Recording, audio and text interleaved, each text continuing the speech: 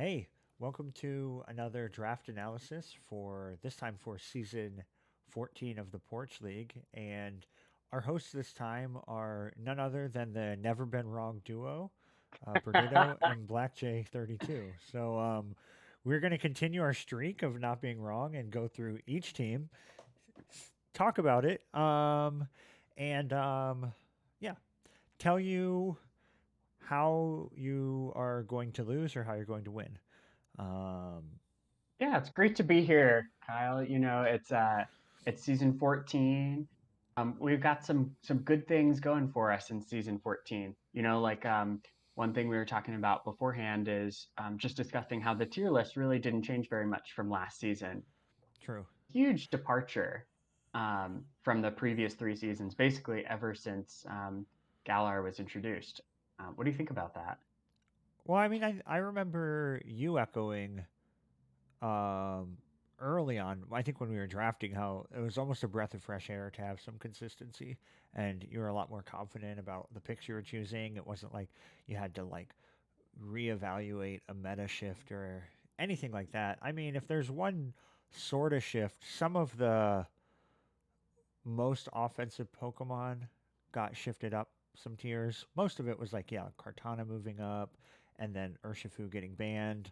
Um, but very minor changes, I think, in the long run. And I Right. think it's really good. I think that, especially for the new coaches, having some consistency um, is really helpful. And for the old coaches too. Also, I really like this.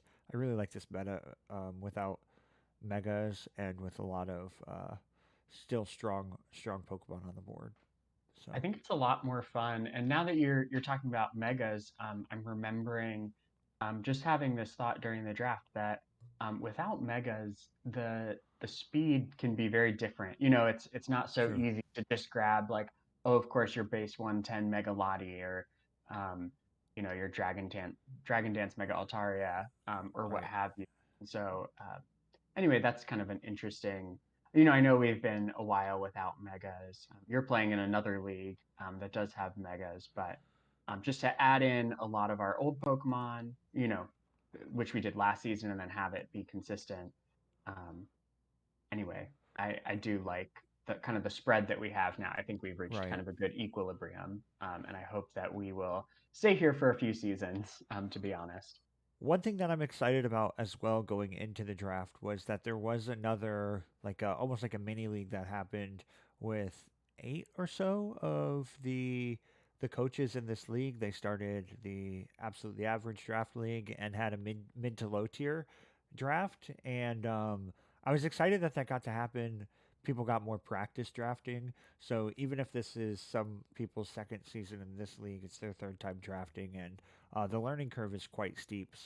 I'm excited that that happened. I think that what that sort of experiment did was show how important having defense is, and also, but how creative you can be with setting up with low tier mons and stuff. So I hope some of the lessons that were learned in that season were brought over to this season.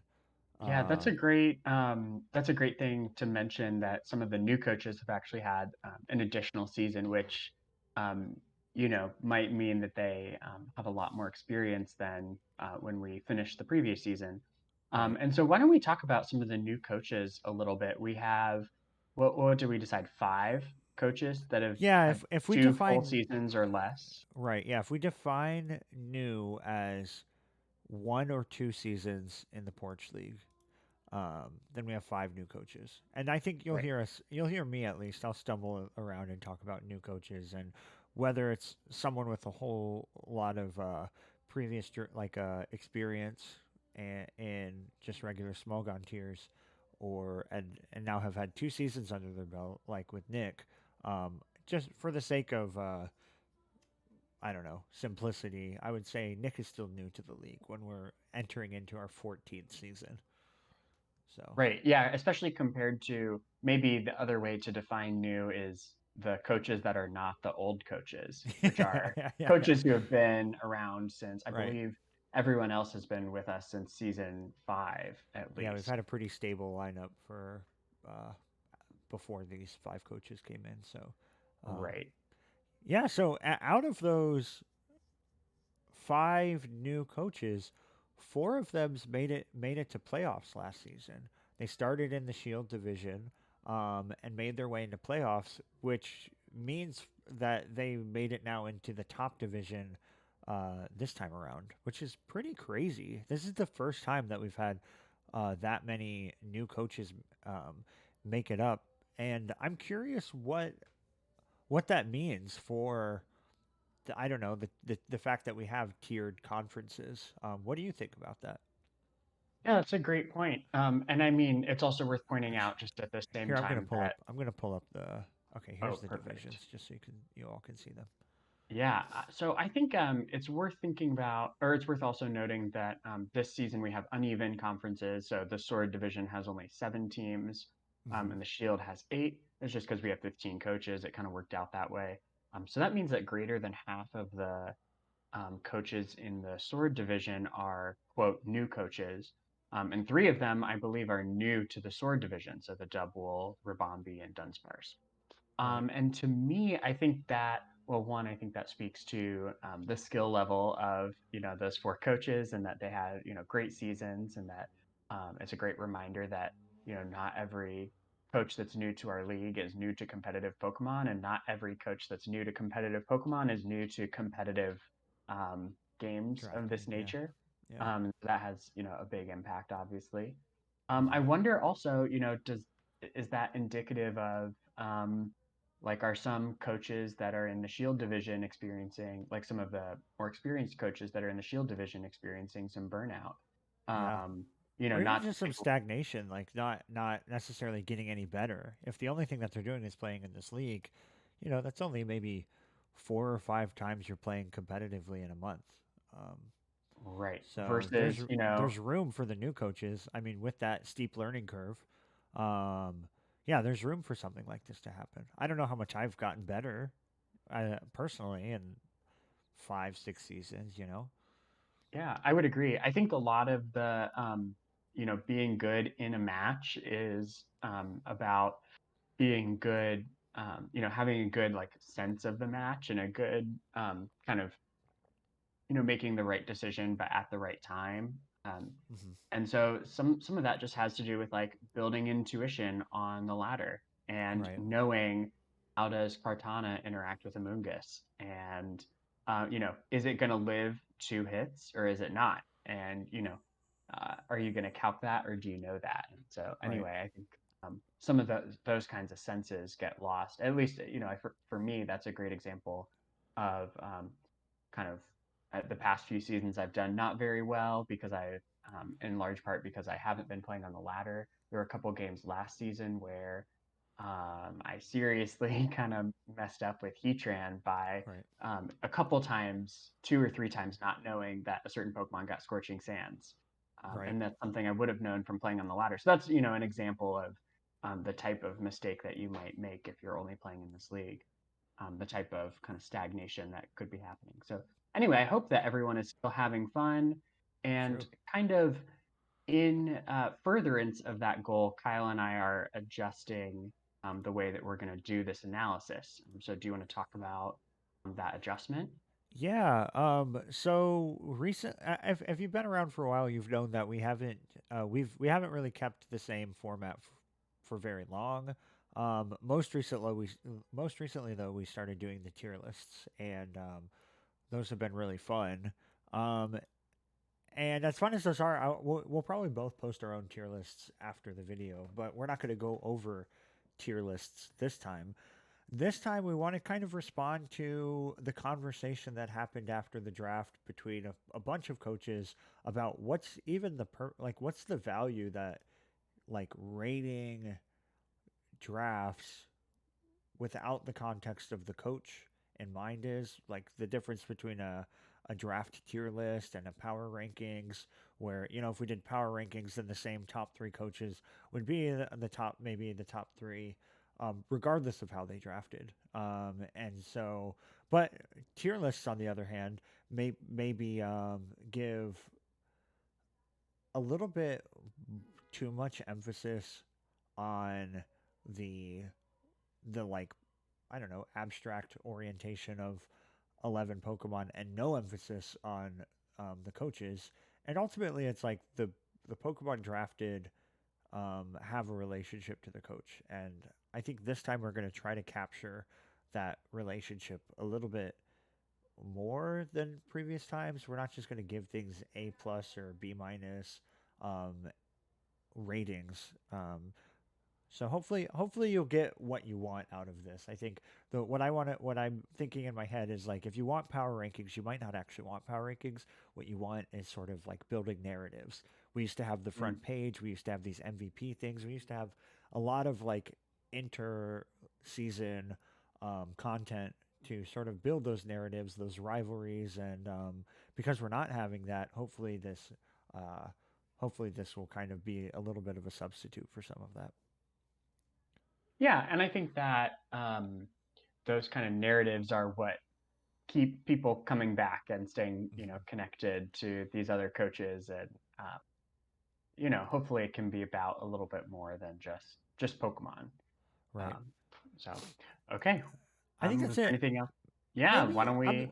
I guess I'm looking at the divisions real quick, and I'll say that if we oriented the teams, or if we oriented the divisions simply by CCS, the sort of ELO that comes with this website, then Punxsutawny would actually be in the sword division, and that would bump out Dublin Dubwool because Punxsutawny is the seventh in CCS. Um, Another thing that's notable is that this is the first time we've had a coach make playoffs and not be in the sword division since we lost a coach um, between seasons. That means that there's one less spot in the sword division. So Las Vegas Venusaurs got bumped out. So those are maybe that's a start, a little hint at some of the narratives where the Venusaurs and Punxsutawny Pachirisu might be considered early favorites in their division because of their relationship to the ELO or to the fact that they made playoffs last season. Um, so yeah, that's the last little thing I'll say. We're gonna go in draft order. So first overall pick was Sloop and the New York City Ribombee, who Tornadus there. drafted Tornadus Therian tier 200 to start off the draft. What do Do you you think think about that's that? the best? Do you think that's the best Pokemon? I don't know if I think that there's a best Pokemon, but I think that's a more than I think that's a good first pick. Um, Yeah, I think that the best Pokemon is by far Dragapult. Um, but I think that there's any of the tier 200 Pokemon are Pokemon that, except maybe Melmetal, are Pokemon that are it makes sense to if your first overall pick, they're all really really good, and so it's also just about what do you want to use. And I think Sloop will have a lot of fun with Tornadus Therian. Um, in the other league, the absolutely average draft league, they had maybe the tied for first record, sporting a team with Toxapex, and it was a Regenerator core. So I really like that this team kind of has that some things that they were successful with in another league, and brought them into here with the regen core of Tord T and Toxapex. yeah, I think there's a lot of yeah, just great opportunities on this team. I'm very interested. There's some things that I'm really interested to see. So for example, I don't think I've seen a team draft two Pokemon like Gastrodon and Toxapex Hmm. together. That's really interesting to me. We've seen double water, but a lot of times it's like a Cloyster paired with a Toxapex, or Right. it would be Greninja. Greninja. Yeah. Exactly. And so I'm really curious to see if that winds up being too passive, or Right. because I'm right, neither of these two Pokemon get Flip Turn or Teleport or anything like that. And so, um, I'm curious if that means it's going to be passive and then finding a way to switch into your Obstagoon or whatever, or Yeah. maybe Torn as like a good pivot. So I think there's some good opportunities here, though.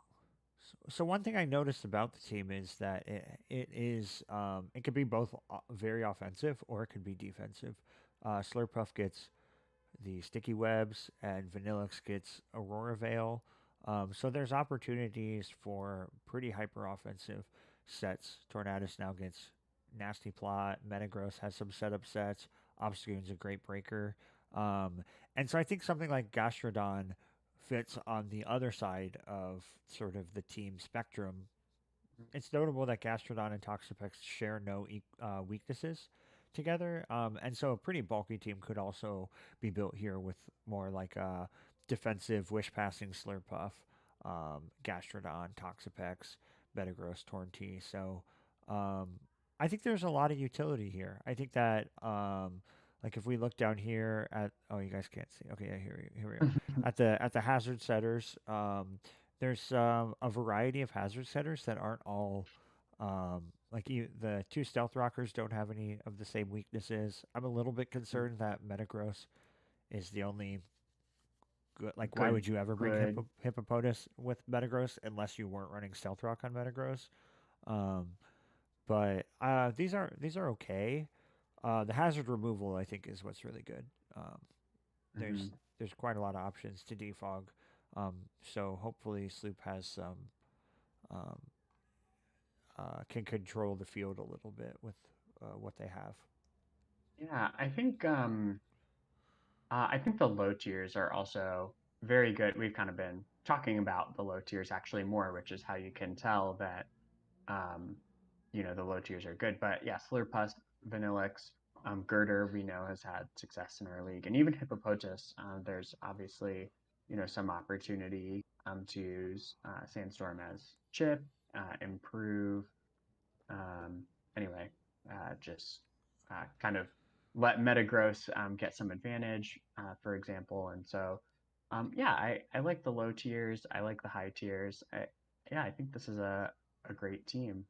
Um, I think Sloop's gonna do well with it. If I had a criticism with a Pokemon like Tornadus, I would want another fast Pokemon to complement it. Now Something there's like no, Noivern I don't think so because they share weaknesses and they're probably going to be hitting most of the time on the same, on the special side. yeah, Yeah. on the special side. So having something faster than 100, even if it could be physical, something like Weavile, I think would be really cool on this team and help it out a lot. So maybe there might be room sometime during the season, if this team isn't working out for Sloop, to trade some of this like Noivern Gastrodon points, uh, to get even like I think a physical like fire type Darmanitan or something like that. Mm, Add speed around the 100 base speed on the physical side. I think would help out both Obstagoon and Tornadus. But um, I like this team though. This is the type of team that I would like to. Besides that speed thing, this is a team that I would like to play with and build with. yeah, I agree. I think it looks really fun, and yeah, the opportunities for creative sets, especially on Right. Torn T, are definitely there. So Um, now let's move into the coach.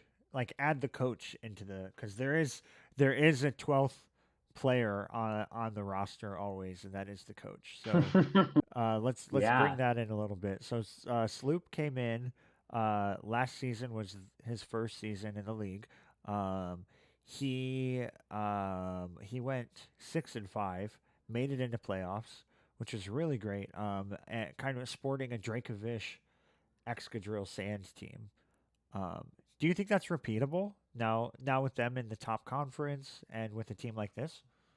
So that I think is a great question. One thing we looked at was noting that Sleuth only of all the games they played last season, they only beat one team that is currently in the Sword division, and that was the Hmm. Dunsparce, who happened to be the regular season champions. And so I think that makes this season, particularly tough.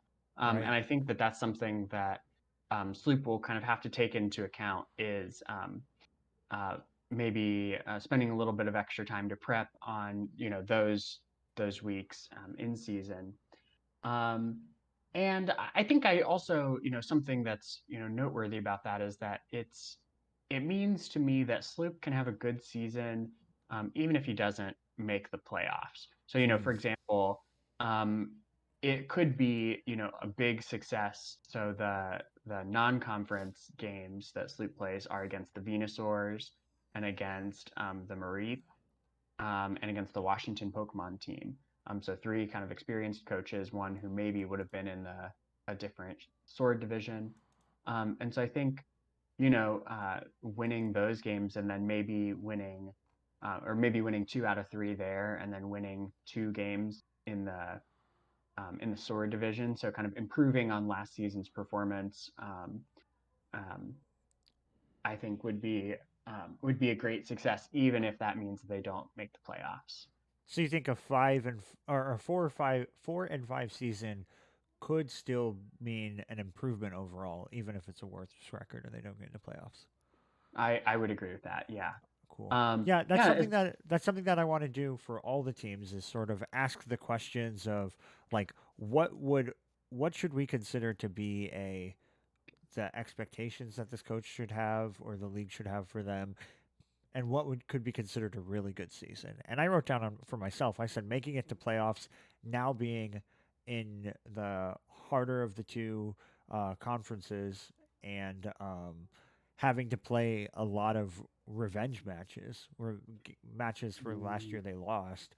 Um, I think that if they could get to the 5 and 4, and if that's good, that should be good enough to make playoffs. Usually, playoffs have trended right around like the 500 plus differential, like positive differential, usually makes playoffs. So I think that should be where Sloop sets their expectations. Yeah, I think that would be making playoffs. I think would be a great season for Sloop. Interesting. I think you can still have a good season without making playoffs. Cool. So one thing I guess also that we'll point out that people might be hoping that we're gonna do, we're not gonna go through and do like we're not going to do a matchup analysis. So we're not going to go through and say, well, the Ribombee, they have bad matchups against these 3 teams Hmm. in. So we're not going to do that. That would be it's basically beyond the scope of this video, even though it would kind of maybe fit into what we're trying to do with Sure. adding some coach narrative. And there might be times where we go through and point out a specific matchup, like this team doesn't That's seem to true. do that well against Tapu Koko, um, Right. Right. which I wrote down. But yeah, we're not gonna get too in depth, like I said, about power rankings and sort of figuring out what sort of advantages do they have to get to that 5 and 4 record. Um, but Right. cool. All right. So the second overall pick is the Dubwool.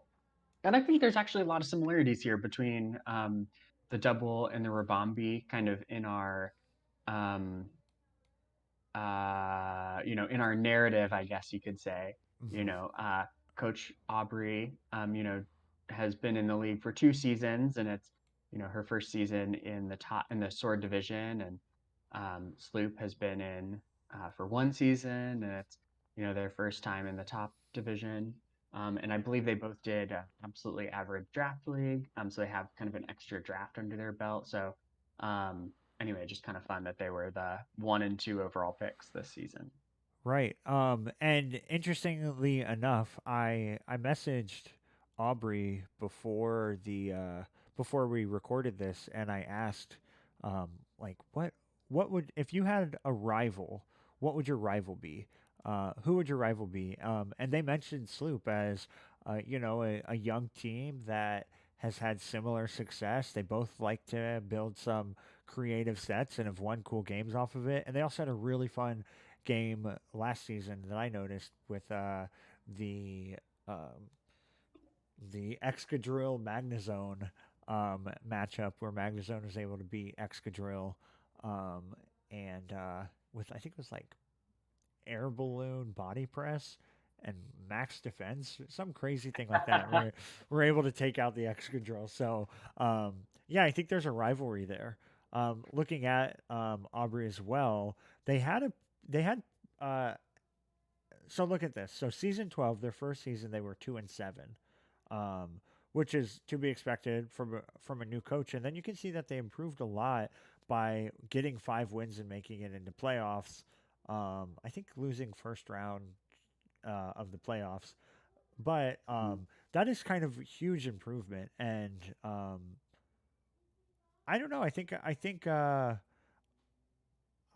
it would be a lot to expect that growth to continue at that rate. And moving into the Sword Conference, I think, is going to be a challenge here as well. But second overall pick, you get basically your choice of the litter minus Mhm. one. And Pabugi was And this able is, to get Dragapult round yeah, which one. is your favorite Pokemon in the draft. And Yeah. then so she backs that up with Dragapult, Azumarill, Arcanine, Cobalion, Nidoqueen are kind of the top Wow. five. Yeah, which wow, I think that is great. Two amazing rockers. You got a great Azumarill is great. Physical setup. Dragapult is could also be set. Dragapult could be anything. Arcanine has some great utility.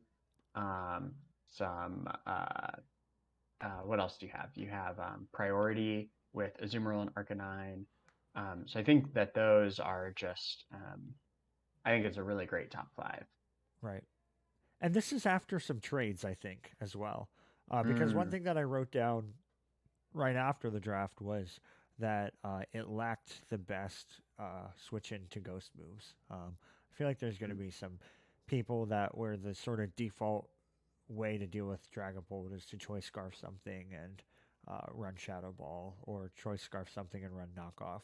Um, and I think this team has built into it some good Shadow Ball and knockoff switch ins with things like Azu and Cobalion for the knockoffs, and uh, Pangoro, I think, will be really good for its resistances as they relate to Dragapult. Um, right. so yeah, this is. I think this team is one of the strongest drafts in my opinion.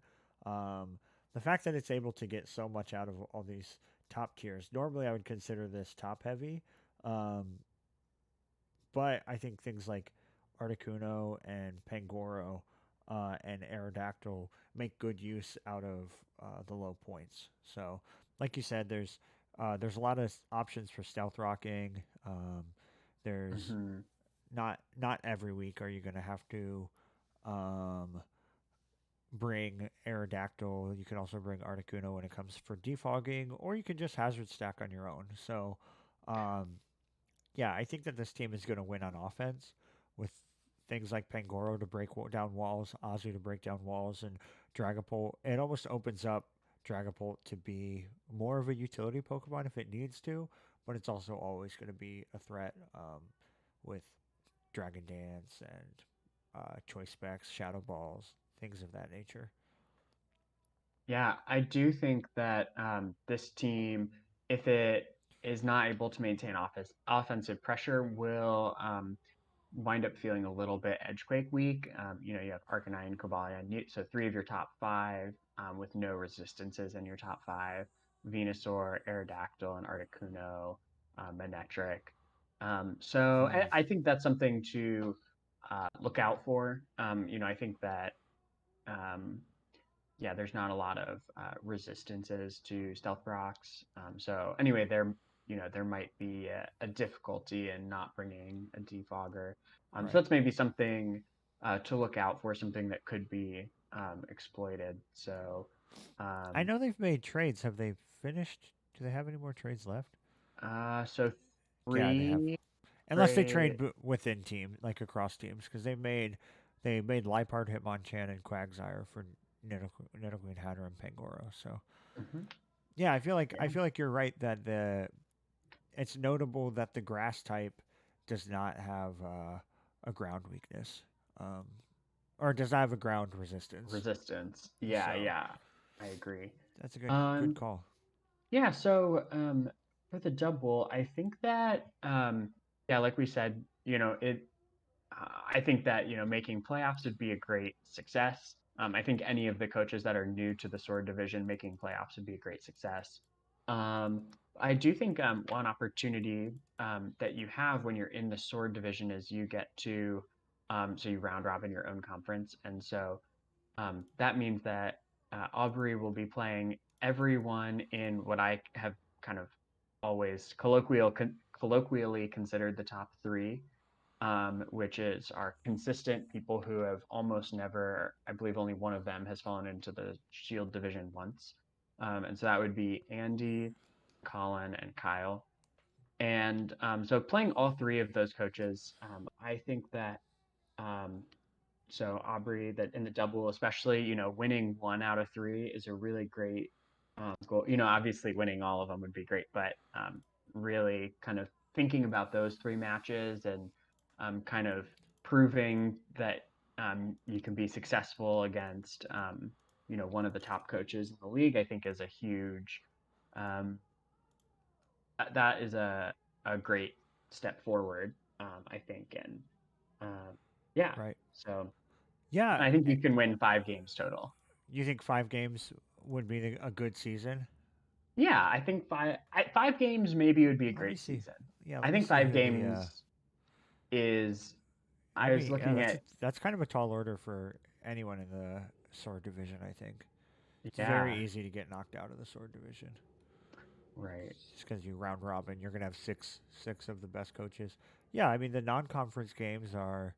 Um, what is that? Venusaurs, Magicarp, and Sharpedo. Oh, Sharpedos. there's the sibling rivalry in there as well. So Right. So can you? Yeah. So 3 games in the three non-conference games potentially yeah, if you won are if you won all winnable. those and then you got 2 in your conference, then yeah, that's 5.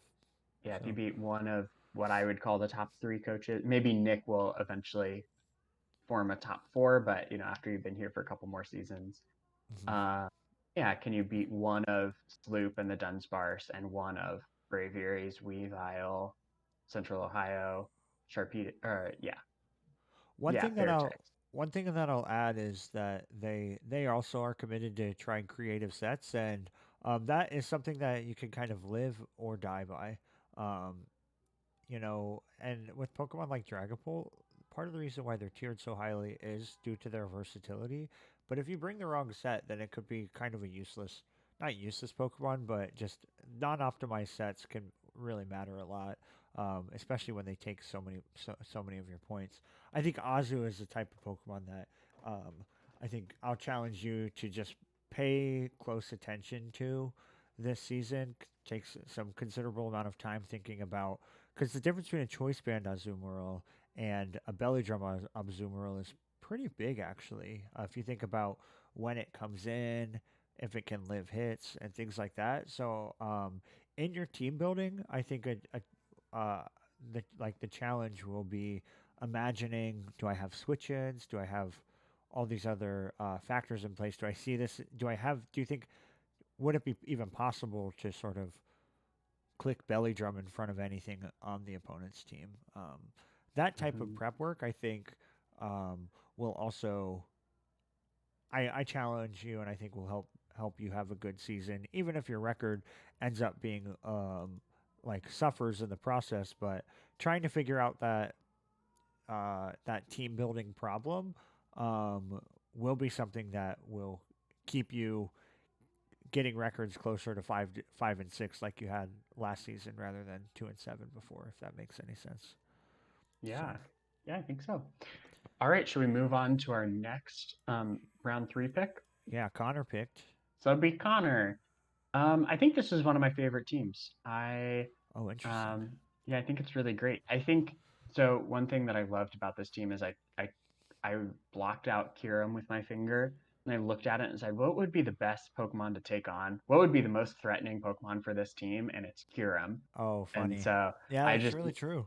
I love that how um, there's a something that I do sometimes where I like have some kind of benchmark Pokemon, and I think Kyurem is one of them, like Weavile is one of them. So I just say somebody's gonna draft this, or like Latios. It's like somebody's gonna draft Latios. Does my team lose to Latios? What can I do? So you have these benchmark Pokemon. That you can kind of look at your team halfway through the draft. So anyway, I love that about this team. Um, that I think Kyurem fits really. It almost looks like it's built around Kyurem instead of Urban Landorus to me.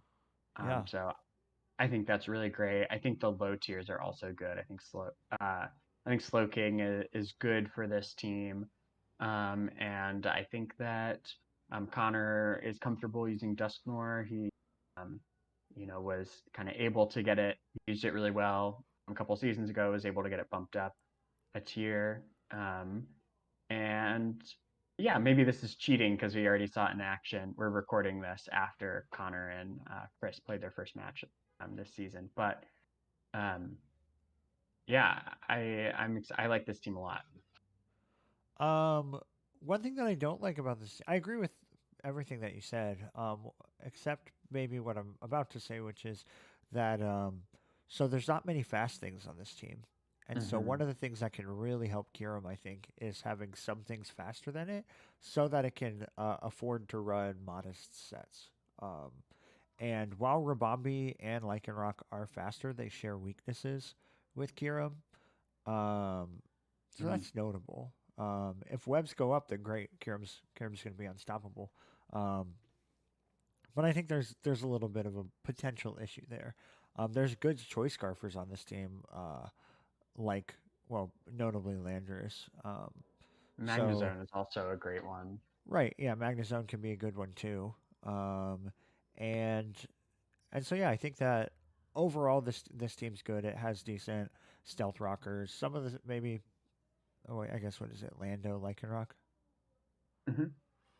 So maybe there's a And dual yeah. weakness there. Um, but overall, I think it's. I really like the regen core Tangrowth Slowking. Or not much is going to be able to break through that besides something like Kiram, which is on Connor's team. Um, Right. and as we saw today, Slowking was able to really handle its own against one of my favorite teams drafted.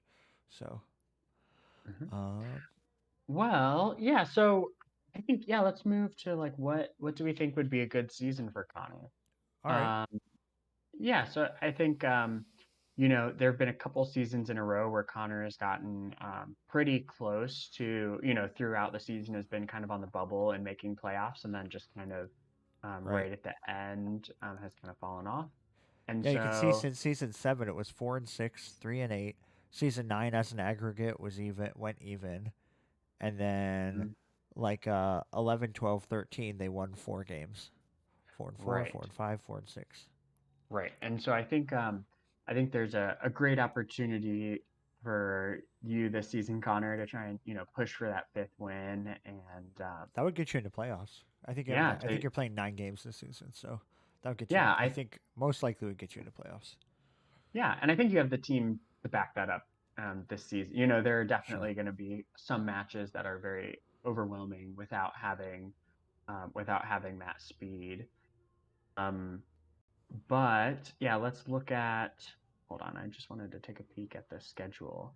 Um, I'll pull it so up here. Con yeah, okay. So yeah, Connor has looks like A the bye, Ribombee. a bye during one of the non-conference ones, and then it'll be Right. Ribombee and me, Central Ohio Libero. Right. And I think so anyway, I think and Connor already won his first game. So I Right. think, So take a can win he go off. If you can take a win off one of those non-conference games by either me or Sloop, then you're in a really great position to have a good season. right, exactly. So yeah, so I think that would be a great goal. Um I think you have the team to back it up and there will be um some weeks where your team struggles without the speed, but um overall, yeah, I think there's a good opportunity and um yeah.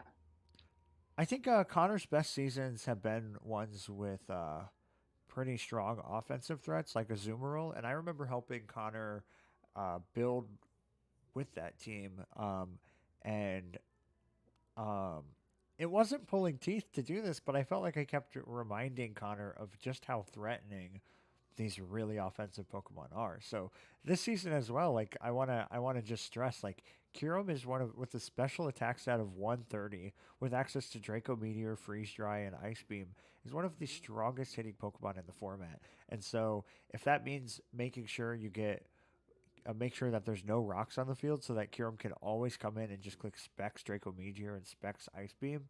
Um, like that is the way to have to repeat the type of success you had when you had a Zoomerl or Life Orb with Roost, like Hmm. or Scale Shot or Dragon Dance. Like, is there a week where the 130 attacks that now with I think it's Icicle Crash. Well, it got a physical ice move now. Oh, Icicle Um, Spear is the one that it yeah, runs. Icicle Spear and Dragon Claw or Outrage, um, Hmm. like this is your Azumarill this year, and so or this season, and I think if you lean into that, um, then that'll make your defensive core of Slowking, Hitmontop, Tangrowth that much more unstoppable too. Yeah. Yeah, I'm excited to see how the season goes for Connor. Cool. Great. Should we Next move up, on to number yeah, 4? That would be the Galar United. right. And this is the one that I was alluding to was one of my favorite drafts. I think that the double steel Rotom Wash, Heatran and Celesteela share no weaknesses, and the Hmm. weaknesses that they have, the fire weakness and the electric weakness in Celesteela, Rotom Wash can handle for the most part. And then Heatran comes in with the ground weakness and water weaknesses that Rotom Wash also kind of so this type of synergy is synergy that I like. I remember during the draft, I kept joking around, saying some pretty hot, spicy takes about how I don't, I'm over synergy now. And really, what I meant about that is like the like classic check all of the types. I need a grass type, I need a water type, I need a fire type, I need and this type of team doesn't really do that as much. It has functionally no dragon type. It has Shelgon. Um and Flygon. oh yeah, there is Flygon. So but it's like this is the type of more to the point though, this is the type of synergy that I enjoy. Right. It's not like You necessarily like type synergy as much as it is like how they relate to each other and how they're played. you're trying to avoid like a cinnamon, nutmeg, allspice kind of synergy where you really need all three, and you want to Right, do like a cinnamon chili powder synergy where right. it's they are complementing each other, but they're very useful separately as well. Nice. Uh, there you go with your food YouTube coming into. Adam told me the other week that he's watching a lot of food YouTube, and so he's Yeah. adding it into the draft league analysis. Yeah. Also, last season I had Moltres, Vaporeon, and Nidoqueen. So a fire flying Mm, type, a water type that gets water absorb, and Nidoqueen. Um, it became very. It put me in a lot of 50-50s where if I have Moltres out, I mm, can expect the water move and switch to Vaporeon, which is very obvious. Or maybe there's a coverage electric move and I have to switch to Nidoqueen, but then there's Vaporeon that's weak to that. And that type of synergy where everything relies on the other thing just becomes like a it I don't feel like it's as strong as I used to. I used to think that mm, was like, oh, you solved the puzzle. right. And now I think you're actually building in ways that your opponents can capitalize on your weaknesses. Anyway, back to this Mm, team. We have Flygon, Azelf, and Rotom Wash, all with Levitate to get rid of he and Celesteela, all to get rid of Heatran's most prominent weakness. And similar to how you were talking about, where the second Pokemon on the team um, of Connor's team, the oh, Kyurem, right. was what it felt like the team is based around. For me, that's what this feels like with Heatran. It feels like it's not. It doesn't have to be the Stealth Rocker. It doesn't even have to be the Steel type to switch in to Fairies.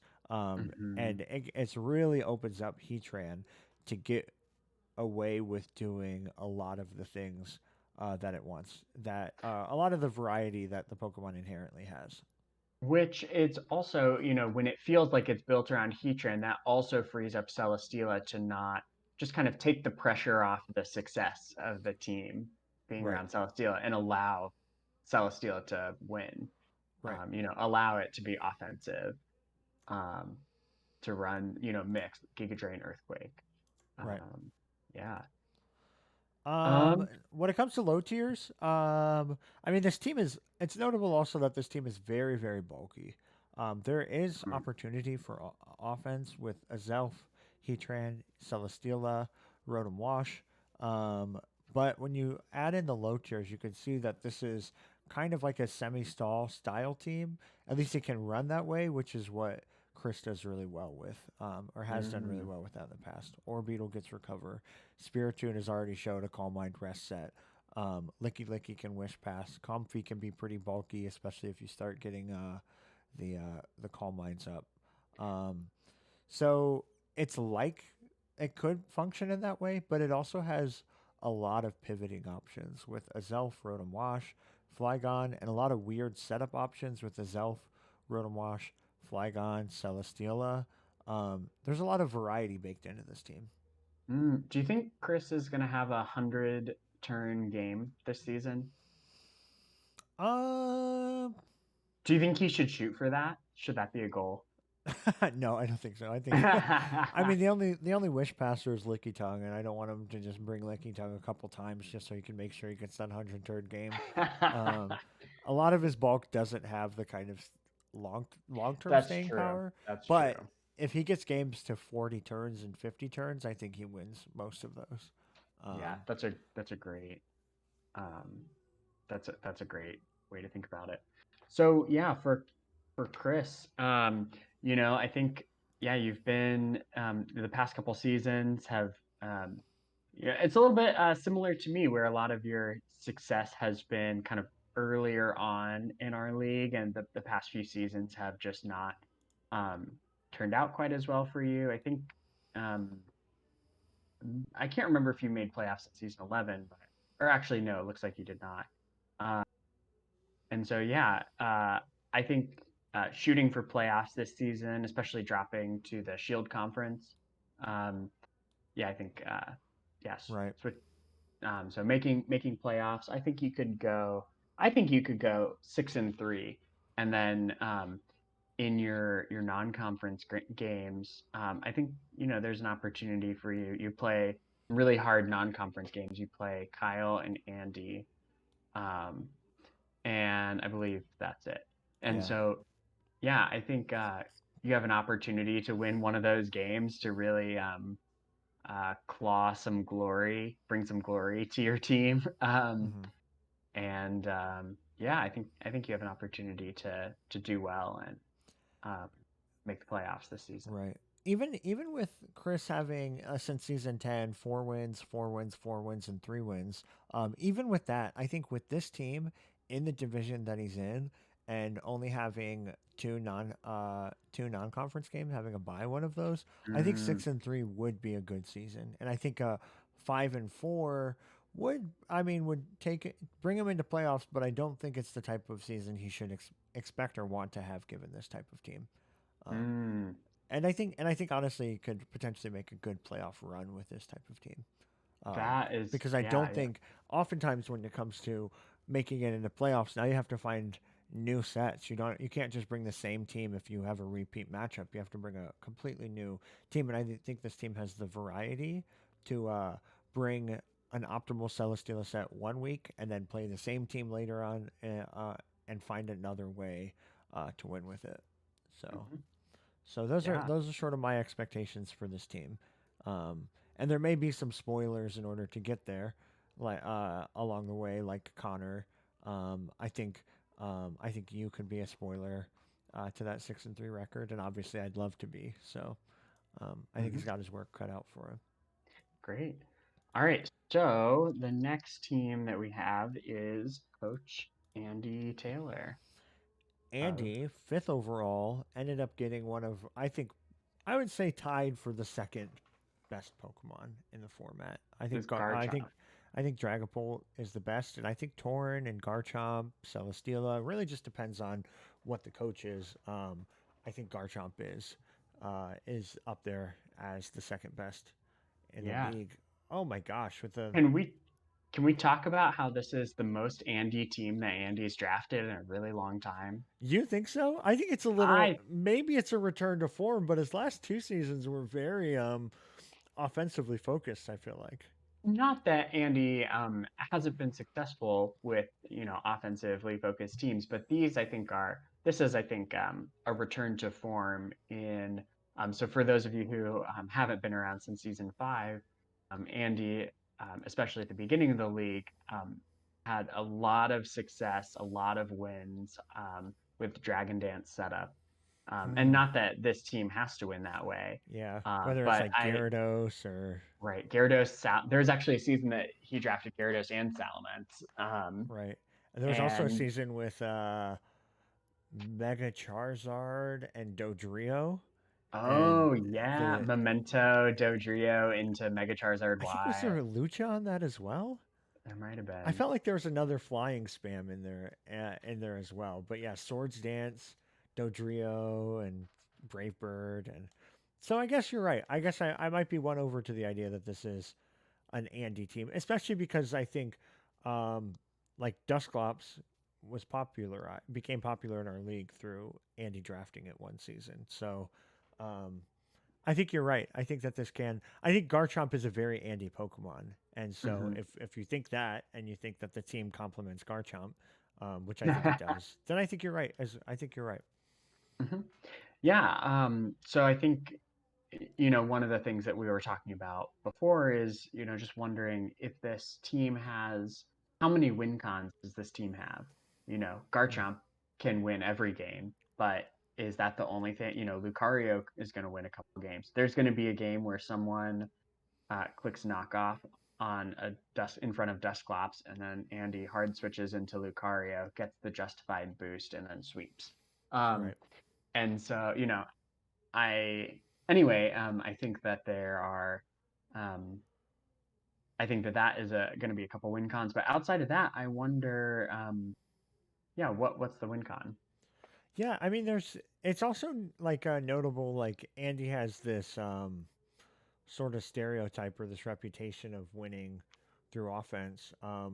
But if there is a team that can come back, lose Garchomp early, if there's a coach that could lose their win con early and still claw their way back through their defense, through good choices in the 50-50s, I mean, Andy's going to have Sylveon to Wish Pass into Dusclops, have Mesprit, which might have Healing Wish or something like that, but is going to have some utility.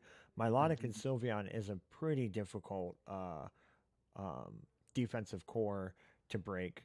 And then Garchomp's offensive capabilities at 130 with Scale Shot, Earthquake, Stone Edge, really is all the only three moves you need most weeks. Um, I think that it's like the only things standing in Garchomp's way are generally maybe some fairies, some of the best fairies, but mostly it's like bulky waters and bulky grass types. And Mhm. I think Rotom Heat handles definitely the bulky grass types, and the bulky waters can hopefully be dealt with by either Rotom Heat or another Pokemon. Yeah. It's notable that Yeah. there's no grass type on the team to help kind of scare out the bulky waters. But Hmm. Yeah, I think this is a good team. I think we both agree with in that. Um, abstract, I would say that this team lives or dies by Garchomp. I think mhm. that it puts a lot of weight on Garchomp. Even just looking at the tiers, it's a tier 200, and then like there's only 5 Pokemon above 100, but it's a 140, a 140, a 120, and a 120. So there's so much, even just when you talk about the amount of points used, so much weight on Garchomp's shoulders to do well. And Mhm. if I did the thing where I put my thumb over Garchomp, it looks like the amount of win cons gets a lot smaller. Um, Yeah, and that's a great point that last season, one of our takeaways, or one of the things we were debating about in the analysis, was whether top heavy teams were the meta or not. And we disagreed on that. And I felt like I got kind of roasted last season. And yeah, I mean, it was very overwhelmingly shown that top heavy teams were very successful. And so this is, there's a tier 200, but like you pointed out, 140, 140, 120, 120, right, and then there's no tier 20s. And so there's a lot of teams that have 180, 160, 160. Um, right. you know, And you would and think so with teams that aren't top heavy, you would think that they would make it up by having some really solid mid tiers. And I don't know. It's almost like they went for like a good Pokemon, some upper mid Pokemon and then lower mid Pokemon. It doesn't feel like there's like a strong like mid tier glue to the team. Like Mesper's Hmm. okay, Excelgor's Like fine. something that's a little better than Excelgor is Yeah, like like what you're the I looking think that the tier 100s, like you could get more one if you're not getting any 180s or 160s, then there's a lot that you can get from getting some of those tier 100s. for. Hmm. But Yeah. So why don't we talk about Andy? Let me just read off some of Andy's stats overall. So he's the winningest coach in our history. he got his 100. 100th win during playoffs. He's now 122 in the league. Yeah, that's pretty amazing. Yeah, highest CCS score in our league.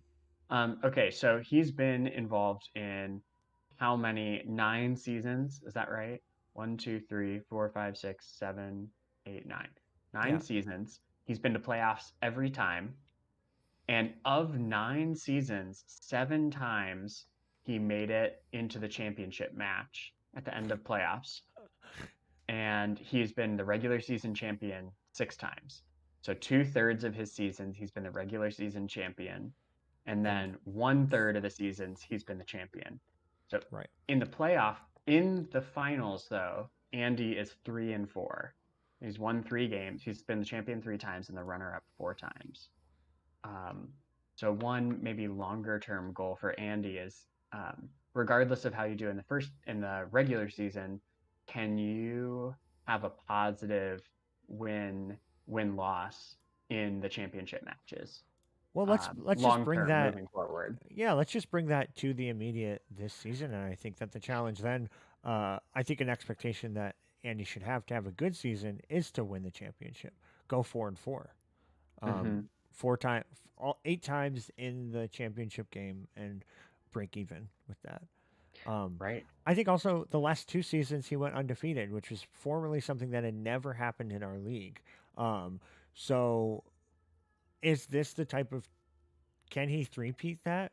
Is this the team that's gonna make him go undefeated again? I don't actually know because when your team isn't full offense like a Rain team was or Dragapult Gengar, the last 2 games, you're really relying on Sylveon not getting broken through a critical hit or Milotic some like not getting broken through by a critical Mm. hit.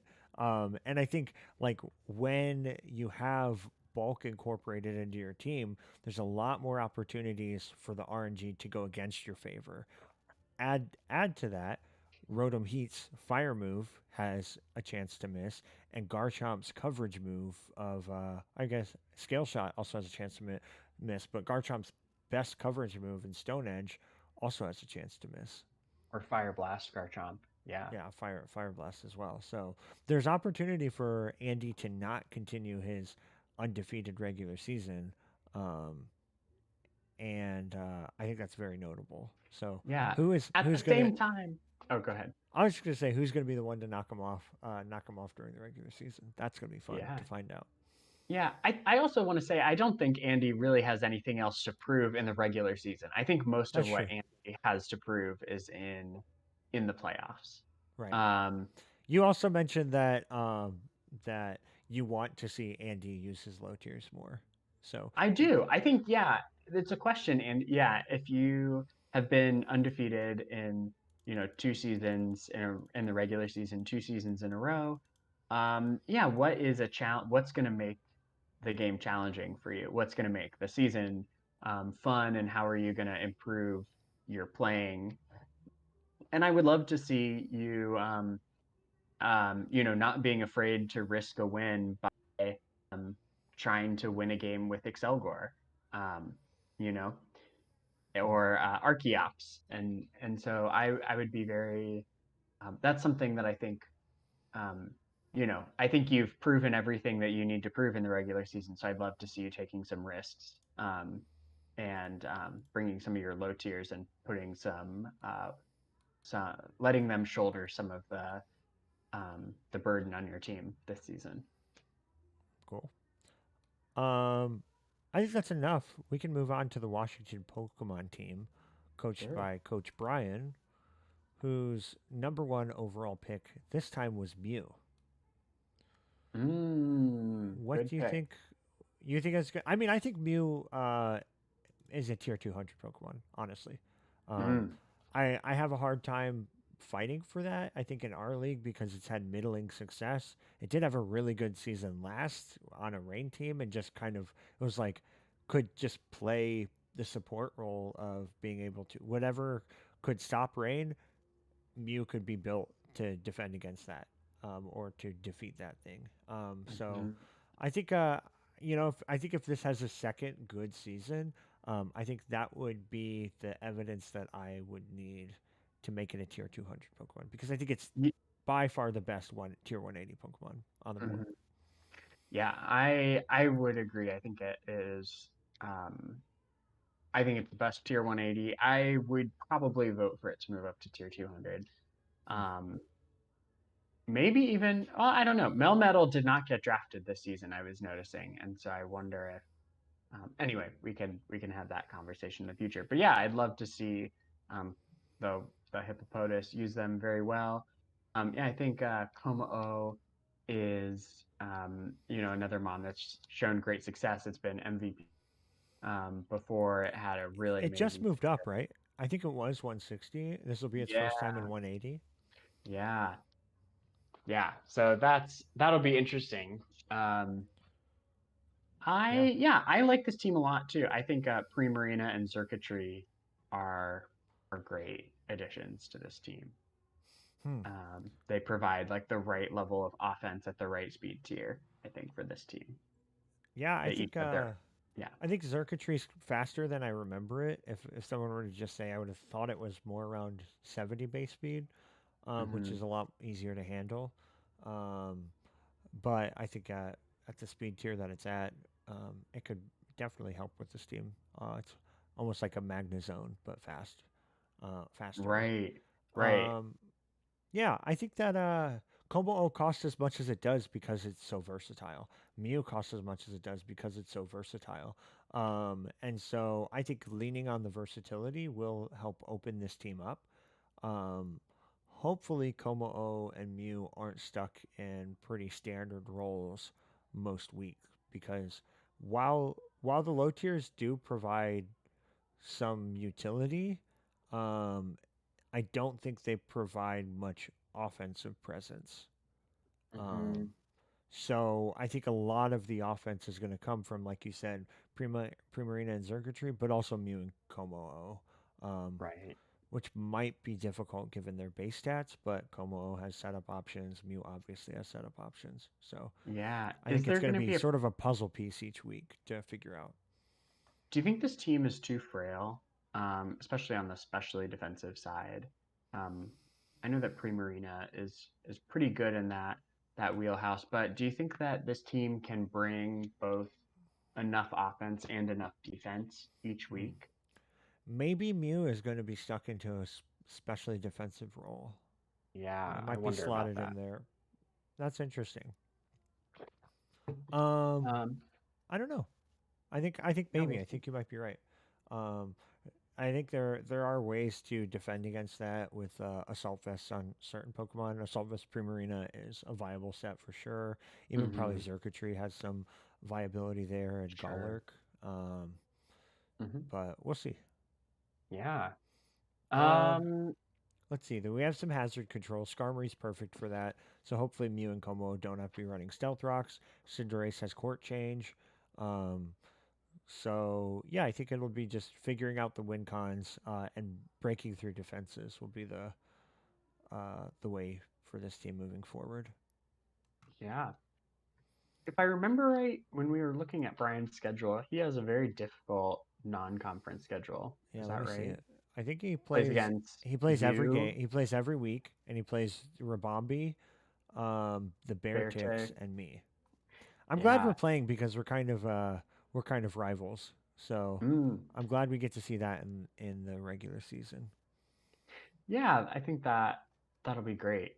Um, but yeah, I think with playing like the full 10 games and with such a difficult or with, a fairly difficult non-conference schedule, I think And also, like we mentioned with the Venusaurs kind of getting snubbed out of the sword division, Hmm. I think Brian is going to be playing some tough matchups this season. It looks Um, like the past 4 seasons, it's been 5 wins, 4 wins, 3 wins, 4 wins. Do you mm, think it would be like a positive for this coach to manage 4 wins again, or should the expectation be higher than that? I think that for a good season, that Brian should shoot for at least 5 wins Hmm. and a positive differential. I'd love to see either 5-5 with a positive differential, or um, or 6-3 with Six and you, four. you know 6-4. Yeah, that's right, 6-4 with a regardless of differential. So I think those are, and those are generally right around the playoff goal. Brian, it looks like, has made the playoffs twice in our time, and it's been a couple seasons since he's made the playoffs. So um, I would love to see him, make the playoffs this season. But I do think it'll be tough. Hmm. One other thing to note is that Brian overall is 52 and 54, um, Oh. and he's plus 16 Mm. overall. So I'd love to see, kind of a longer term goal, maybe across seasons, would be to try and keep your overall record above 500 and keep your Right. differential positive. I mean, I if think that'd be great. if Brian goes 5-5, then that doesn't help. But if he goes or 6-4, then that breaks him even. Right. So that's Yeah. kind If you of go that's kind six, of a big that kind of almost makes every game feel very important this season for yeah. Brian. Yeah. Do you think, yeah, can you go 6-4, Brian? That would be great. I would love to see it. Yeah, it's gonna be tough, but I think so. I think if there's actually a variety in Como and Mew, which Brian is not afraid to experiment, then sure. Yeah. Yeah, Who's that'd be next? great. Utility build Brian, right? Right, exactly. Um, so next up is the Dayton Dunsparce, Coach Andy Kramer, our regular season champion, Reigning or not champ, our reigning champ. Yeah, a that's right. championship. Went 5-5 in the regular season. I think was had a pretty dismal record at the beginning of the season, maybe like 2-5, and then just went on a win streak second half of the season and coasted through the playoffs. Not even like having an easy bout to get there, but having to go up against me in the semifinals and Andy in the finals to win. Uh, to win. Granted, it was with Urshifu, which is a busted ass fucking Pokemon. But also had some really good plays with like a thing like against me, with Braviary switching in on the defog, or even in the finals, having some cool tech with Healing Wish to bring back Gengar. Um, Oh, and you know what I and missed? I'm just looking at last season. So this is, I think, just a perfect example of how much Andy evolved over the season. So in week 9, he lost to the Boston Beartics 0-6. hmm. And then in the playoffs, round one in the playoffs, he beat the Beartics 6-0, which So was he the went up. previous So he went champs. up against Nick, Kyle, and Andy to win the Yeah. playoffs. I think, yeah, Andy Kramer, I think you've proven that um, that you really belong in the sword division. That's something that some of the other newer coaches, I think, maybe still need to prove. They haven't won a Hmm. lot of games against coaches that are in the sword division this season. But I would love to see you kind of continue that. Do you think that Dracovic Excadrill Sand, which Sloop had last season, um, it will bring the same type of success that Urshifu brought him last season? That is a great question. I mean, I think Dracovish is not the same as Urshifu, but similarly, we've seen 2 seasons in a row where coaches have used Dracovish very well to a lot of success, and so I Hmm. think that there um, is kind of a formula that's out there to make Dracovish successful, especially, yeah, on this Sandrush team. Um, I don't know if it will bring the same success as Urshifu, Hmm. but I think that Dracovish is about as close to Urshifu as we're gonna find. What do you think about Tyranitar's the Sand Setter? You and I have talked about this a lot.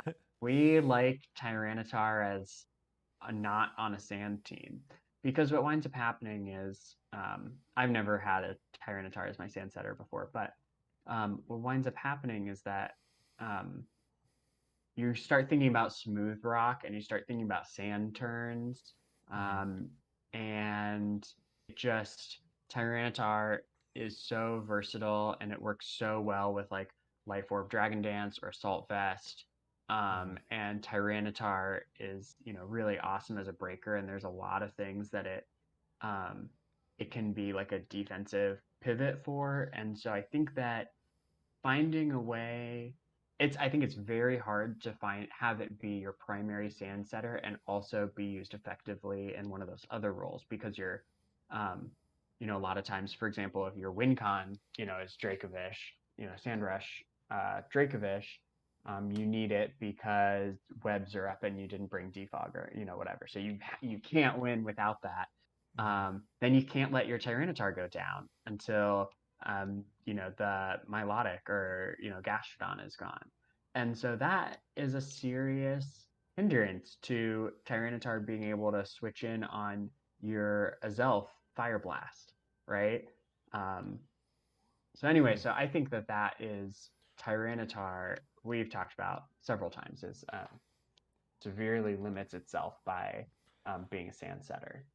The one thing about I think especially this generation's sand, where you're looking at things like Excadrill and Dracovish, is that neither of those Pokemon require sand to be good each week. Dracovish previously didn't even have Sand Rush and was really good. And Excadrill now with this speed boost that comes with Rapid Spin and another amazing ability with Mold Breaker, which lets it sort of defend against Rotoms, which would be the normal check to ground types, or Mhm. very obvious check that a lot of teams have to ground types. Um, that if there's a saving grace, it's that Excadrill doesn't need sand to win. Dracovish doesn't need sand to win. So Tyranitar can hopefully be able to do some of those more creative sets. Maybe not every week because of its role on the team, but there's room for this team to run Life Orb, Dark Pulse, or Dragon Dance sets. I think. I Mhm. think. Um, I think the rest of the team. So Tyrant and this comes up with any sand team. Excadrill is going to share weaknesses with the sand setter. Um, Mhm. but I think Celebi, Chansey, and Dracovish become and Eldegoss become really good switch-ins to most of those switch-ins. Um, there Yeah. is a bit of a fighting weakness, especially with Diancie being your fairy type, also just living neutral, like being hit neutral to fighting attacks. Mhm. So that puts extra pressure on Celebi, Articuno, and Eldegoss to sort of like handle that sort of fighting pressure. Um, that could Right. be a way to Yeah, break down this team. that is kind of a big deal to see Chansey and Tyranitar sharing that weakness, where Hmm. you would love to see, um, an immunity or something there. So, So maybe um, Celebi's more defensive, like yeah, probably physically defensive um, yeah, on this type with of team. rocks. Yeah, Yeah. with Stealth Rocks or Rocky Helmet. Hmm. Does Celebi get Recover? It does. Okay, so it's not limited to the weather-based recover moves, um, which Oh, which might suck. Cause actually, let's check. yeah, I'll that's a. just scroll down. Um, does it even have Cleric? No, it doesn't show. So funny. Who gets recovery? That's kind I'll look it of okay. up. Yeah, I think it gets actual recover though. Yeah, The team I don't think is too weak to knock off, which matters a lot with it Chansey. does get recover. Okay, good. I mean, you have Celebi and Chansey and Articuno that are all weak to knock off, but Excadrill doesn't rely on its item. Dracovish doesn't always have to rely on its item, and neither does Tyranitar. So, um, there's definitely room here for that. If we do look at all these hazards, like Yeah, that's literally wild. one, two. I can't even fit them all on the screen. Okay, here we go. 1, 2, 3, 4, 5, 6, 7 out of 11 Pokemon get Stealth Rock, and then Omastar also gets spikes and toxic spikes. We have hazard removal with Defog, Drift Bloom, Rapid Spin, Eldegoss, and Excadrill Rapid Spin. So the amount of times that rocks will be able to stay up on the opponent's side, and Andy will be able to Rapid Spin them away with either Eldegoss or Excadrill, um, is going to be, I think, really, really good for this team.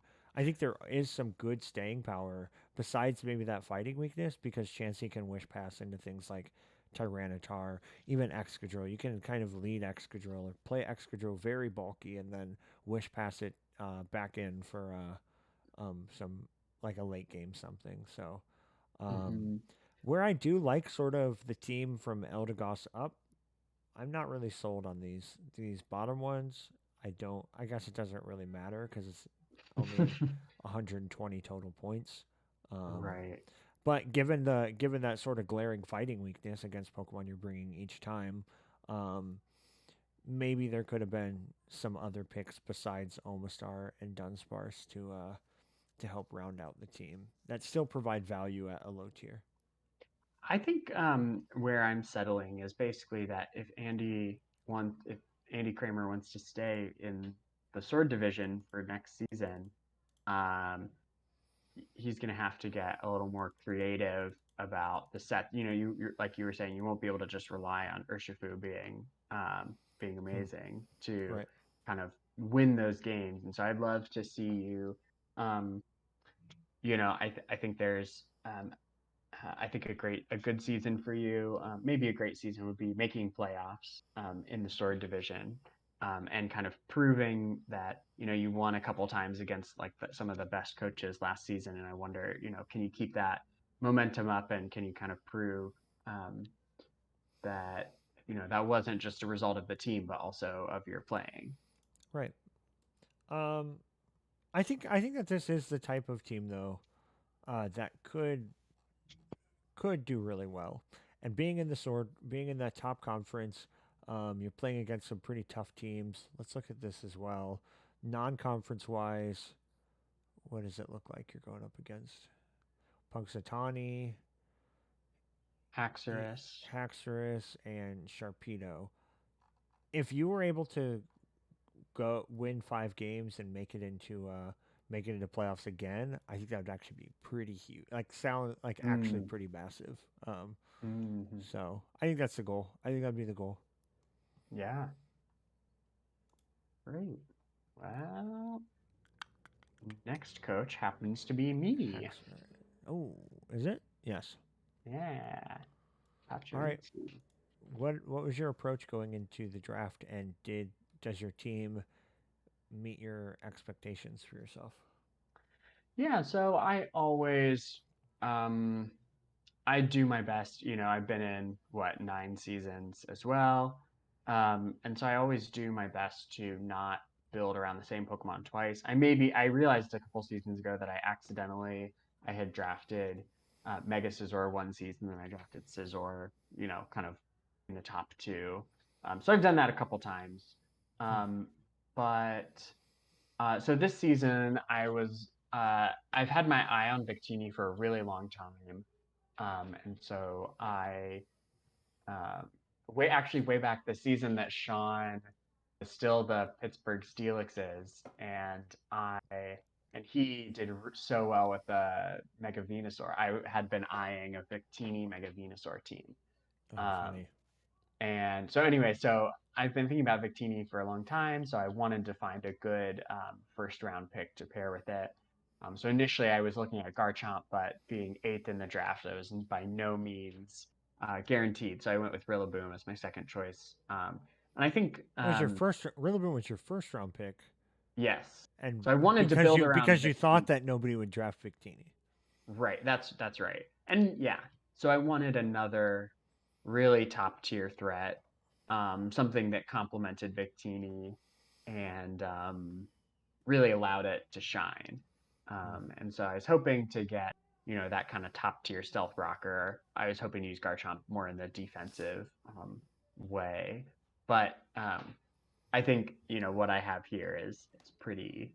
I think it's going to be very good, and I feel Hmm. good about the team as I team built for my first match. Yeah, Um, there's a whole lot of versatility. I mean, I ended up trading away Rillaboom last season, not because I wasn't having success with it, but because I got pretty bored with building with it. mm, Um, and so, but save for Rillaboom, Victini, Tapu Fini, Nihilego, Crocodile, Braviary, Uxie, Tyrantrum are all Pokemon that I think you can run different sets with every time you bring them. And I think that'll make Rillaboom feel less stale because it's not sort of the centerpiece that the team is sort of oriented around. yeah, Um, I when I actually look at almost didn't this, even bring it my first week. that's Rillaboom, so I funny. almost, yeah, I was really close.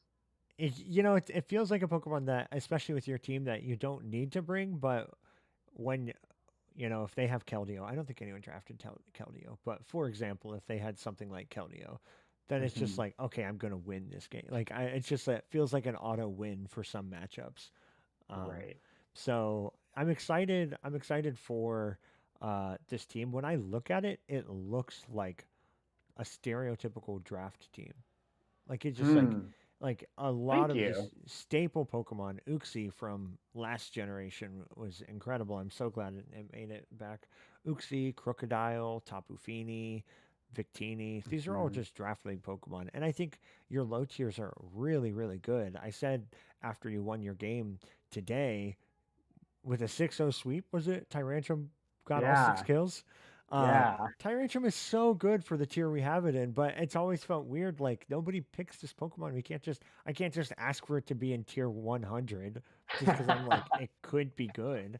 Um, Right. but 121 base stats, uh, a speed tier of or of 71, and two ways of increasing its speed with both Dragon Dance and Scale Shot. Um, like Tyrantrum is going to be a force this season, especially on a team like this. It doesn't have to run Stealth Rocks. It doesn't. The team doesn't need the most threatening Dragon type in order to break through teams.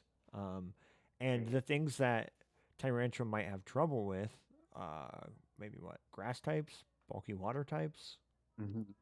You have Rillaboom and Victini for. So Yeah.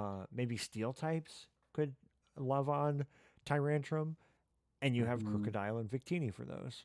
Hmm. Um, so yeah, I think that you're not only are your top tiers good. This is actually interesting because it feels like your team's very top heavy, but that's just because you've made very good use out of your low tiers that they don't feel like throwaway picks. It's actually probably the most balanced team on the thing, on the draft with one Mm. tier 20 and then just kind of marches up from there. Yeah. Yeah, thanks. I feel good about it. I feel like actually a couple of these Pokemon I've had before. Like I've had Feeny, actually had Feeny and Nihilego on the same team before. Hmm. Um, and um, and it was great. I felt like I had a lot of success with them, last time, and I had a lot of fun building with them. I've had Frostlass before, and I think I've had Uxie before, and Hmm. um, both of those I feel like I need a little bit of redemption in my team building. But overall, I'm excited about the team. I think it's fun, and drafting is my favorite part of draft league, and so just feels good. A couple people have some people have posted some tier lists that rated my draft kind of highly, and so I really appreciate that, and I feel good about my draft. If there's a criticism, I would say it's slow, but I don't It think your is. team. I don't think your team. I don't think it matters as much for your team as it does with other teams. You have amazing. You have the best priority with Rillaboom, Hmm. um, and you have a lot of bulk to go around. There's no. Is there a wish passer? I don't think there's a wish passer. No. No. No, but Um, it doesn't feel like you're going to win from outstalling as much as you're going to outlast the offensive teams, and outbreak the defensive teams.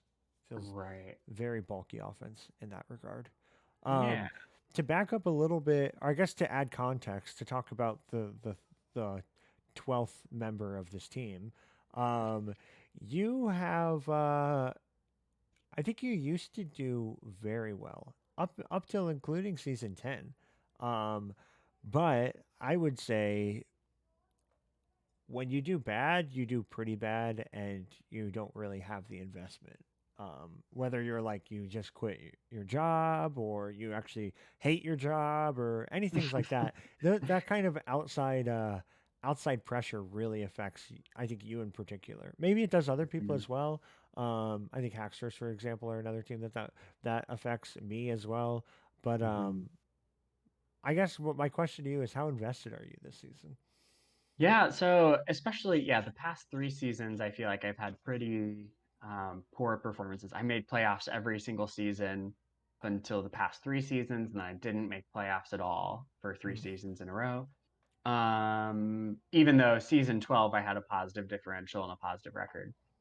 mm, I think some of that has been, in some ways, due to um, the kind of whiplash of the the tier list changed very drastically between season 10 and season 11, between mhm. season 11 and season 12, and between season 12 and season 13. And we This also is a switched from when we went to Galar, we went to a point based draft, or like a hybrid based draft, rather than what we were both used to, which is the like 5 tiers and a mega.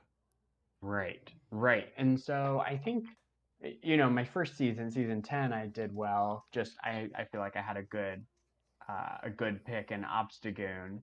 Um, and but after that, just with the whiplash of the draft, I felt like I didn't have, and I basically had stopped playing on the ladder after season 10, Hmm. and so just due to work and COVID, different priorities, things like that, and so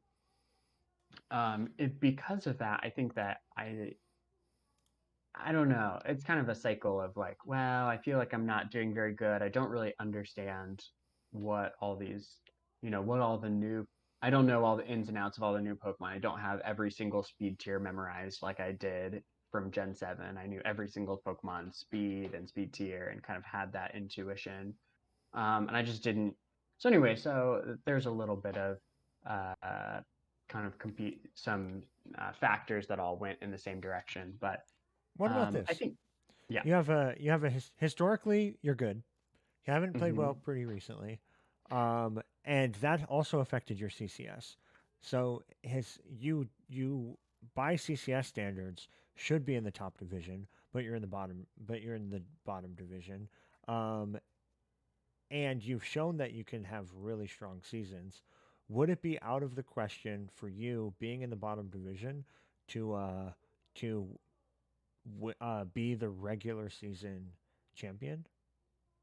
I Not saying think anything that, about playoffs, but right. you're only playing Baltimore, the Weaviles, and Dayton Hmm. for your non-conference games. Do Hmm. you do you go 8-2? Do you I Is that a I would record that you love could get?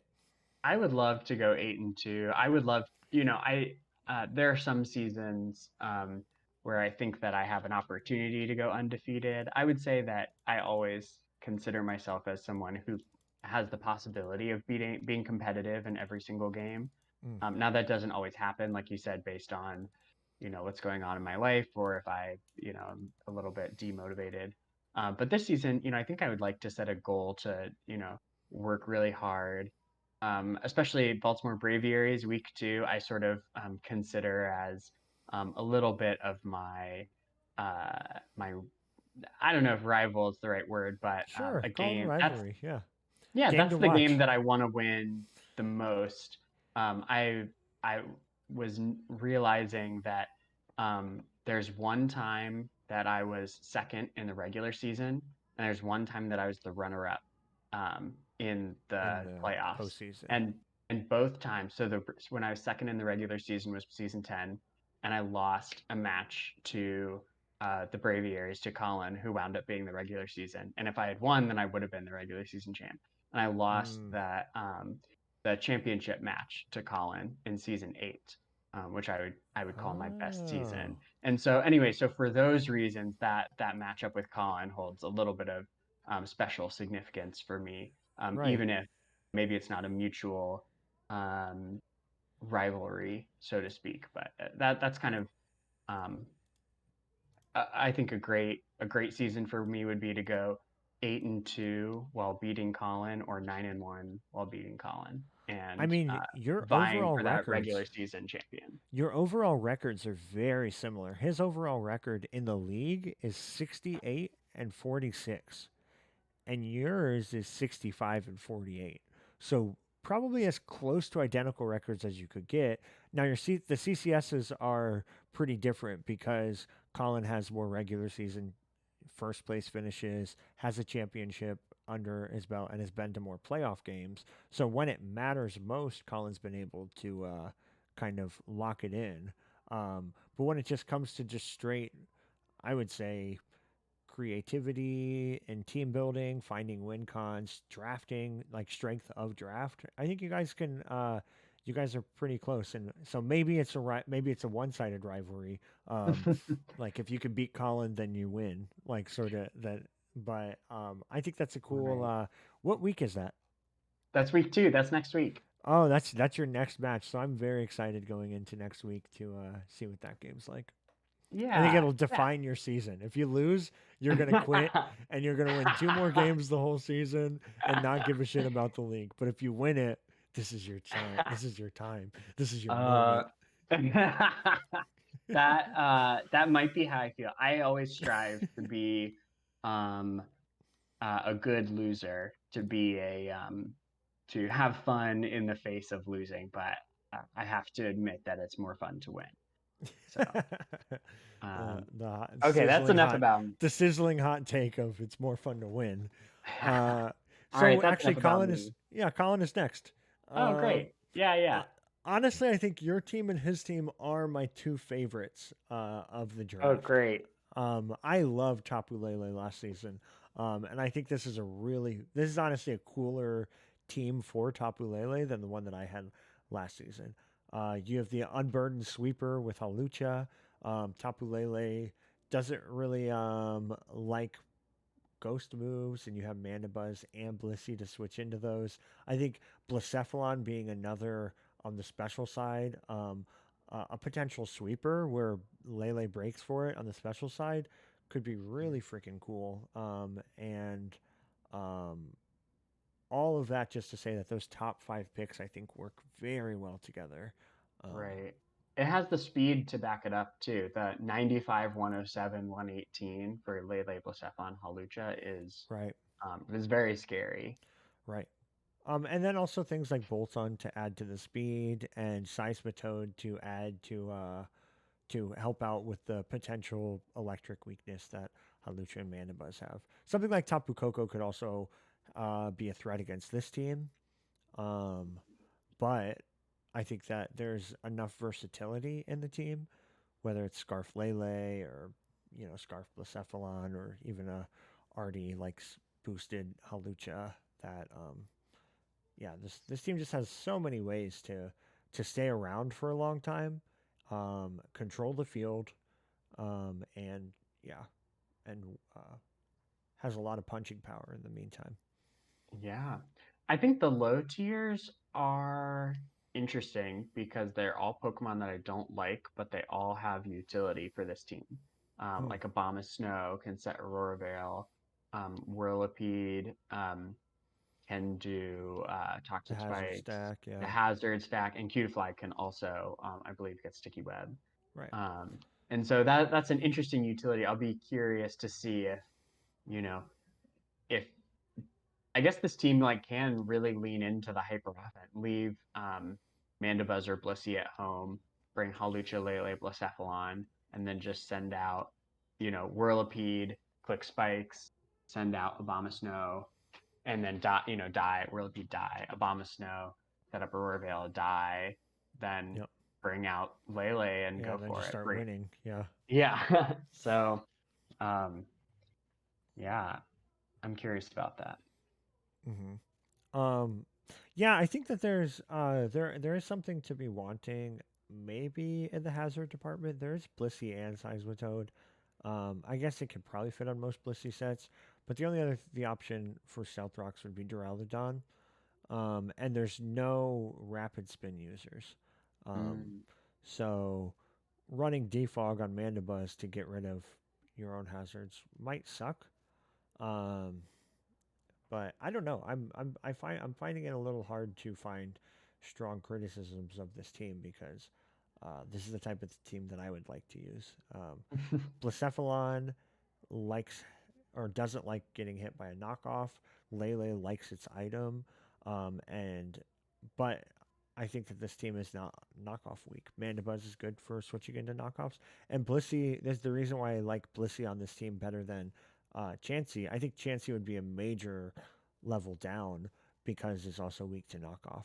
Blissey, Mm-hmm. can use leftovers, can use heavy duty boots, but the most important thing is that it retains its defensive stats even after it's been knocked off. Right. Right. So, Yeah, I mean, I um, think that's a great team. So what should Colin shoot for? Colin, I think with this team, with the switch up in divisions, where some of the veteran coaches Colin's not going to have to play. What are the non-conference games? Toledo Sharpedo. And Uh, me, What's the other one? Magicarp. Magicarp. I am going to say that he also should be fighting for regular season championship. And I'm not just saying that. I'm not just or regular season finished. I'm not just saying Right. that to hype up next week's game between you two.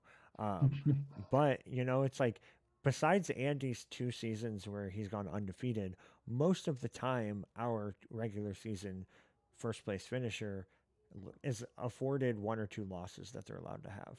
Hmm. And so I think with the strength of schedule, the switch up in divisions, and with this team, I think Colin could be aiming for a regular season first place.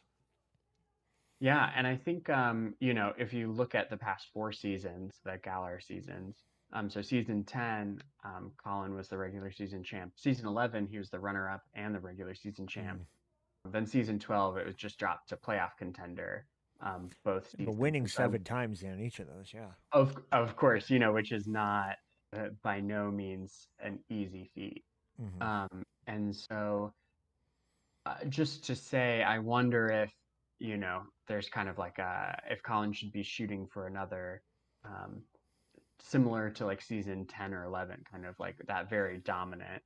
Um, if that, I think that is within reach. Yeah, I agree. And I think, yeah, like I keep saying, I think this is the team to do it. Hmm. Great, I think it great. also plays into some of his play style as well. We haven't really talked about play style for every team, but Colin's shown that he's good with Halucha. I think he Yeah, he had Boom Halucha, right? Rillaboom Halucha once, and so there's another Tapu, or this, yeah, Rillaboom's the second best Oh, Tapu. was that Uh, season 11? Was that would be, Maybe. hold on, let me Um, check. but I think also like I think some like the water ground stealth rockers Colin's done well with. Couple of the bulky flying types like Togekiss, Mandibuzz. I think this just feels like a very Colin team, and so I think that also sets him up for success. Great. Yeah, and I checked, that would have been season 12. He had Hmm, Rillaboom Halucha. So right. great. All right. So why don't we skedaddle on over to the Beartics? Cool. This late in the draft, sometimes you wonder if you can still get a top tier pick that you like. But if I had to give a stereotype for Nick's playing, um, from the 2 seasons that he's been in draft league, I think he shows that he's able to juggle complex Pokemon, whether that is last season with Torn T, Volcanion, Komo-o, Jirachi. Like, not everyone in the league is able to sort of um, use them for the points that they are. Use them to their fullest potential. And the season before that, it was Mew, Rotom Wash, Corviknight, and Conkeldurr that really like held together that team. Also, similarly, I don't think I would be able to use to pilot. Oh, and Zarud, uh, pilot a Mhm. team like that with the amount of versatility that Nick had. So I was anticipating what first round pick is Nick going to have that is going to continue to allow him to do the things that he does well in. And first round overall was Aegislash. Oh my goodness. What a crazy, like multifaceted threat Mm, Aegislash is. Yeah, that um the actually back I was talking about that game that I lost to Colin in season 10. Um I believe that he had Aegislash that season. I just remember it like turn 1 or 2, he put it out, and I was just like hadn't quite realized in prep just how few options, if you click protect, you let it set up, you know, right. it's really, really threat anyway. So I just think Aegislash is really good, and I think Nick is going to use it extremely well. Yeah, and I think the team actually does do pretty well with it. Maybe it's a little slow overall. I mean, there's Starmie, Jolteon, and Terrakion to help with the speed. Um, but when you get a strong Pokemon that's as slow as Aegislash, sometimes I like to really also have a strong Pokemon of a higher Like, speed as well. yeah, Um, I maybe do maybe think. I'm getting some haters who think that Starmie and Jolteon are better than I think they are. But yeah, I think if there's a criticism, it's speed on this team. Mhm. Yeah, I think just like we saw with Andy Taylor's team, that anyway, having that justified user pairing with a ghost, somebody Hmm. that really hates knockoff, is so threatening. Um, it's not a free knock. Most teams you can freely click knockoff with almost anybody, um, Right, and that's not the case in this team. So um, right. anyway, There's so the one time that I had Tapu Bulu, I paired it with Mega Camerupt and Jirachi, right? Jirachi. That's right. And so I ended up being a little underwhelmed because I thought that Grassy Surge and the grassy terrain would help against my ground weakness a lot more than it actually did. Mm, Because it's almost like how we were talking about T-Tar with sand. So much depends on like the timing and when it shows up. And Tapu mm, Bulu, Tapu Bulu terrain does a lot for this team. Drapion, Jolteon, Terrakion, Aegislash are all Pokemon that he's going to want to bring most weeks. And really, the only two ground resist, there's not even a grass type on the team. Or I guess, I mean, outside of Bulu, the only two ground resists are Bulu and Dragonite. mhm. I guess Unpheasant, if we're talking the lowest tiers. I'd, yeah. So, Do we count on Pheasant? no, not Unclear. always. Not until we're forced to count on Pheasant. Right. Yeah. until until he brings it with super luck and actually does really well. But Right. yeah. So looking at the hazards, got decent stealth. I mean, the one problem with the stealth rockers like this is you could just cover water move coverage deals with the stealth rockers. Um, Mhm. but I think Swine is a pretty good low tier stealth rocker, so that Terrakion can be run offensive other weeks and isn't forced to run that fourth boost stealth rock. Um, Right. and I think, but more importantly, I think Rapid Spin Starmie is going to be sort of the hazard ruler for most of these games, um, Mhm. because Starmie Which also would be, just benefits from the spin itself. yeah, and that'll be especially important. I know that Dragonite got heavy duty boots, which really boosts its multi scale, but um, being able to run a different item on Dragonite will be huge, like a Life Orb, or even like Banded Extreme Speed, or what have you. And Hmm. so um, I think that Rapid Spin is going to be key. Yeah.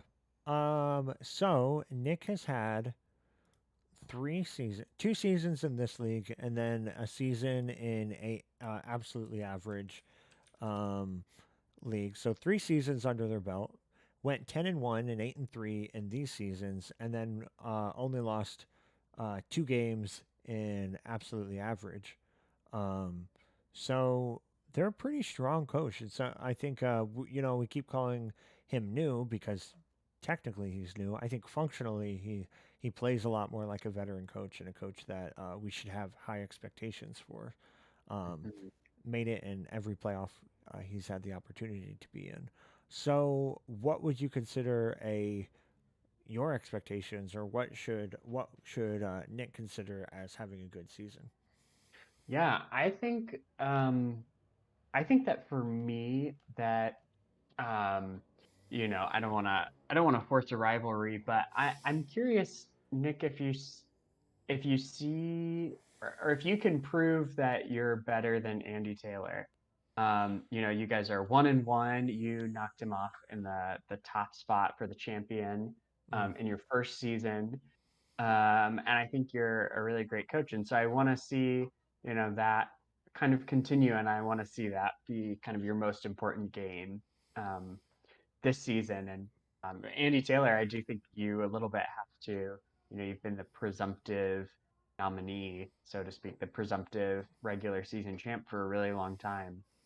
I think you should, I think you need to defend What do they that play? a little bit against Nick J. They play week 4. Okay, Man, this great. is going to be. I mean, just looking, we weren't going to do too much matchups, but I think for the rivalries, it might matter. This looks like a tough team against, or a tough. I think that Andy might have a little bit of the team advantage, with Mm, uh, with Garchomp and Rotom Heat. I think that puts in a lot of mm, work here. So, yeah. I'm excited to see what Nick J is going to throw together to try to sort of take a chip at the crown that Andy wears during the regular season. Yeah. Something else that I would love to see, maybe this could be, help kind of make a successful season for Nick, is that, I think you've shown, with these kind of oddball teams that, you pilot extremely well, that you're a great team builder.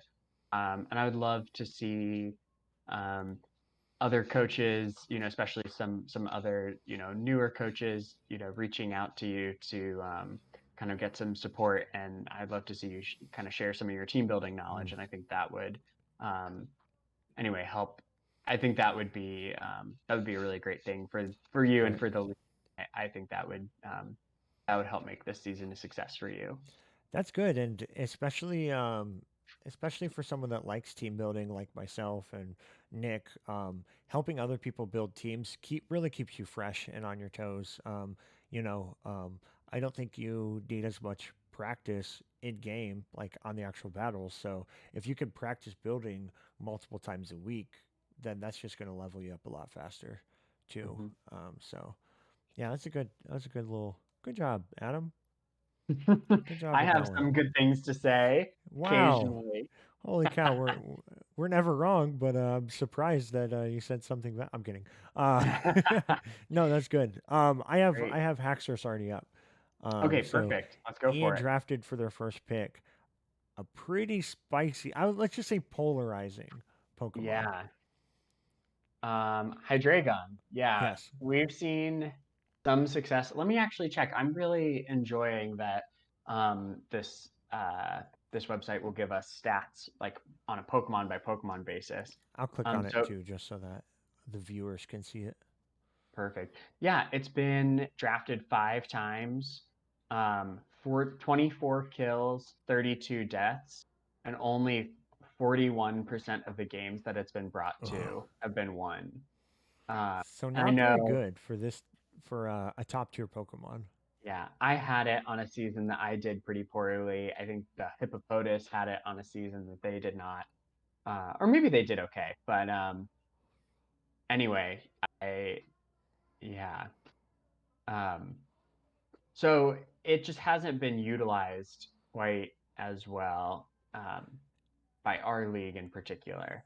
Down Um, here, you see the sort of overall common teammates, and if you look in the singles category, the sixth most Pokemon it's drafted alongside of is Tapu Koko, which mm, Ian has also drafted. So yeah, there is some like synergy there that is in place. You have your screen setter if you want to run a support Tapu Koko, which could run screens and then you turn into Hydreigon. You also have the sort of making of a potentially bulky offensive team, mhm, um, because Hydreigon can recover, Tapu Koko can recover. You get regen from Mienshao, and you have Corviknight as well. So there's actually like quite a lot of bulk on this team. Um, and I think some huge offensive power with Tapu Koko and Hydreigon at the like sort of um, at the helm of that offense. Other Yeah, people I I think would think, don't believe in Hydreigon, but I'm a big believer in Hydreigon. yeah, you should draft it. Um, No, I think Hydreigon has great potential, and I do think it belongs in tier 180 because if it were in tier 160, then Nick would draft it and he would go undefeated, and so yeah, I think that Nidoking and Mienshao also really like are those kind of mid tiers that really pull this team together. It really kind of like the hold, yeah, just like hold it and provide a lot of that offensive power. Mhm. A lot of, um, Nidoking is going to be breaking a lot of those fairy checks to Hydreigon and stuff. So, um, yeah, it was very tough. Actually, Ian was my first match, and it was I found very difficult time prepping for Mienshao and Nidoking in particular. Right. Yeah, this is a cool team. I think that it has some of that. Like, last season I had Moltres. I had Hmm. Vaporeon, which shows a little bit of similarity with Jellicent, and I had Nidoqueen. I didn't like my core, but my steel type was also Caparaja. And so I think Corviknight really sort of rounds out a defensive core there, so that they don't like each of these three Pokemon don't have to come every single week or be brought with a similar build every single week. Um, Hmm. so I like that. Um, I don't actually mind these low tiers. Subtile could be used oddly with Unburden, with not only Tapu Koko but with the other terrain setters. Hmm. Heracross, I think, is actually pretty strong on its tier with base 125 attack and guts, but also potentially Moxie on choice scarf sets. Um, so the the low tiers aren't terrible. Um, Yeah, I would agree. I think the challenge will be just to find out because it's two tier 180s um, with not without the sort of base stats that other 180s have. So I think Mm. the challenge will be how to win games. But I guess I would just remind Ian and the Houston Haxorus that not everything has to be a OKO for it to be very effective. Not everything has to be a 2-hit KO for it to be incredibly effective. Obviously, Mhm. against Pokemon that get Recover and Wish, you want to get damage above that 50% range. Um, but anytime Hydreigon can come in and click Dark Pulse is good damage, even if it's doing 40%, is good damage against your opponent. It forced the switch in to the Fairy type. So while it's clicking its recovery move, you have an opportunity to go to something else. Mhm. So yeah, I guess that's what I would say about this team. Is it's not Yeah, immediately offensive like some of the other teams that are as top heavy as this one is. right.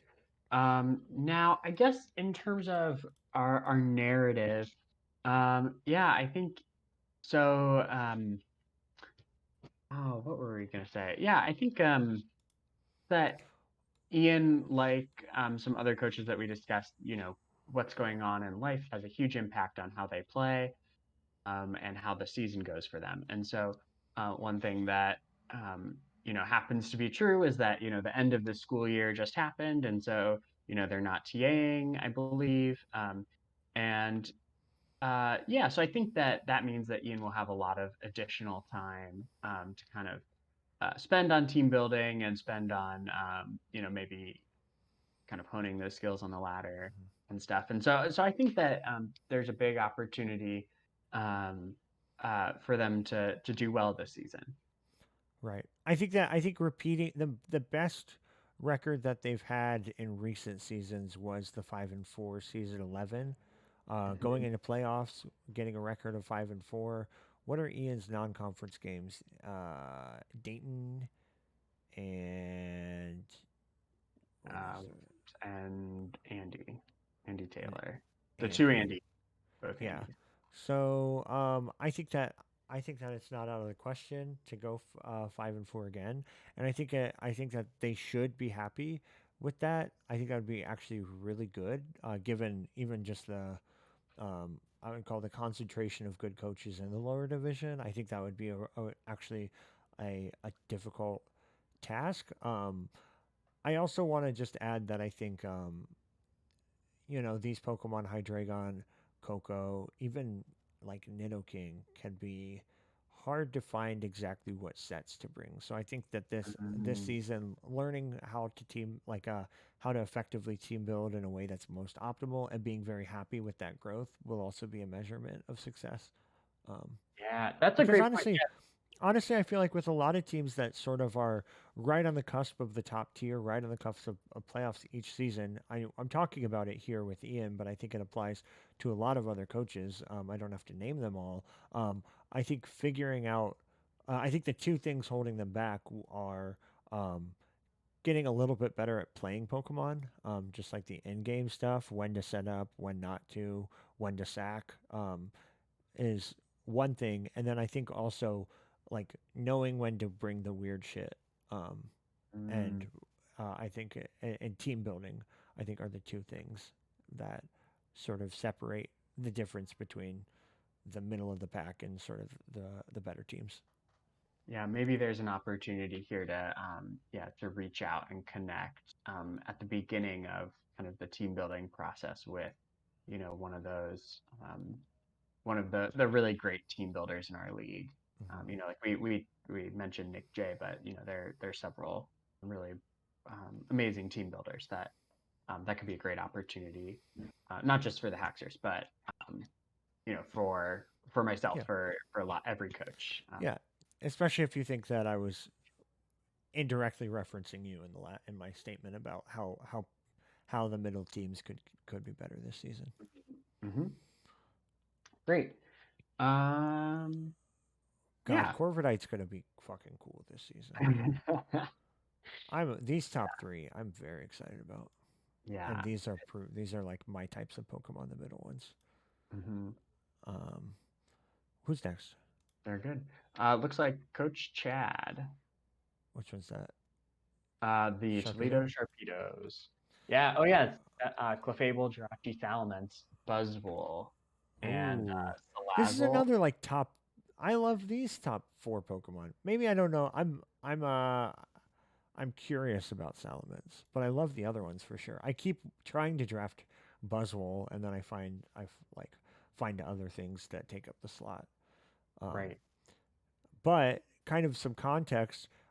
Chad's been in it for 2 seasons and has won one game. That was last season, but I think that their growth is not reflective of their records. I mean, Chad in the first season was remembering or learning like type weaknesses, like type matchup situations. And by the end of that was season 12, and season 13 by the end of it had some really close games, and some pretty effective like team building and shit like that. So there's been a lot of growth here that's not reflected in the score, and I think this team will help continue that growth because of the versatility and also sort of some of the firepower, especially in these mid tiers like Buzzwole and Salazzle. Yeah, absolutely. Yeah, and I think some of the low tiers are mons that have had a lot of success in our league, Hmm. like Alolan Raichu. Most recently was the MVP, but also Pokemon like Tangela has seen a lot of success. Quillfish has seen, and Salazzle actually was an MVP. Two MVPs in Mm. on this team. That's great. Um, and I believe that since Regigigas gets Protect now, that it is a little bit improved, and nobody's really tried it in our draft league. So, Yeah, um, so I don't hate these low tiers. There's a little bit of a ground weakness right. with Jirachi, Salazzle, Quillfish, Raichu, Dugtrio. But maybe Buzzwole is more than enough to make up for Yeah, that. it's a little hard because I really hope that especially with teams that often have losing records, it's fun to get value out of your low tiers, but if you draft something with a lot of points, then use it. Yeah. So So I think definitely spend most of the time with these top Pokemon and seeing how they work well together will be the keys to success. And the key to success is not going to be figuring out whether or not Regigigas is good. Um, That's true. That's a great. this That's a we great. haven't talked too much about like standard cores, but this might be the best Dragon Fairy Steel core. I It's think probably so. the most expensive one, but I just also think that they work very well together. Mhm. The amount of opportunities there are for um, like statusing specifically paralyzing shit and then running Scarf Jirachi to flinch shit is going to be very annoying for this against this team. And I just also think that Clefable and Jirachi is such a good defensive core, while also being two Pokemon that can be very offensive too. Right. Yeah, I was gonna say, I think that there's a lot of opportunity for off. We've seen, Jirachi has historically actually been, as kind of offense, and then a defense is popularized, and I feel like we've seen mostly defensive Jirachis, or kind of that, um, Yeah. not I Calm mean, Mind, without the but Z moves another one. of season 7, its base stat of 100 attack is a little, or special attack, it's a little bit harder to get going. That's true. But yeah, so I think the team's fun. I think, yeah, this core is, yeah, traditional and very. I think we'll do really well. Hmm. So what do you think Uh, that Coach Chad? What do you think his expectations should be for this season? um, I think to continue that growth, and I think, like I said, this is the type of team to do it. Let me see what their non-conference games are.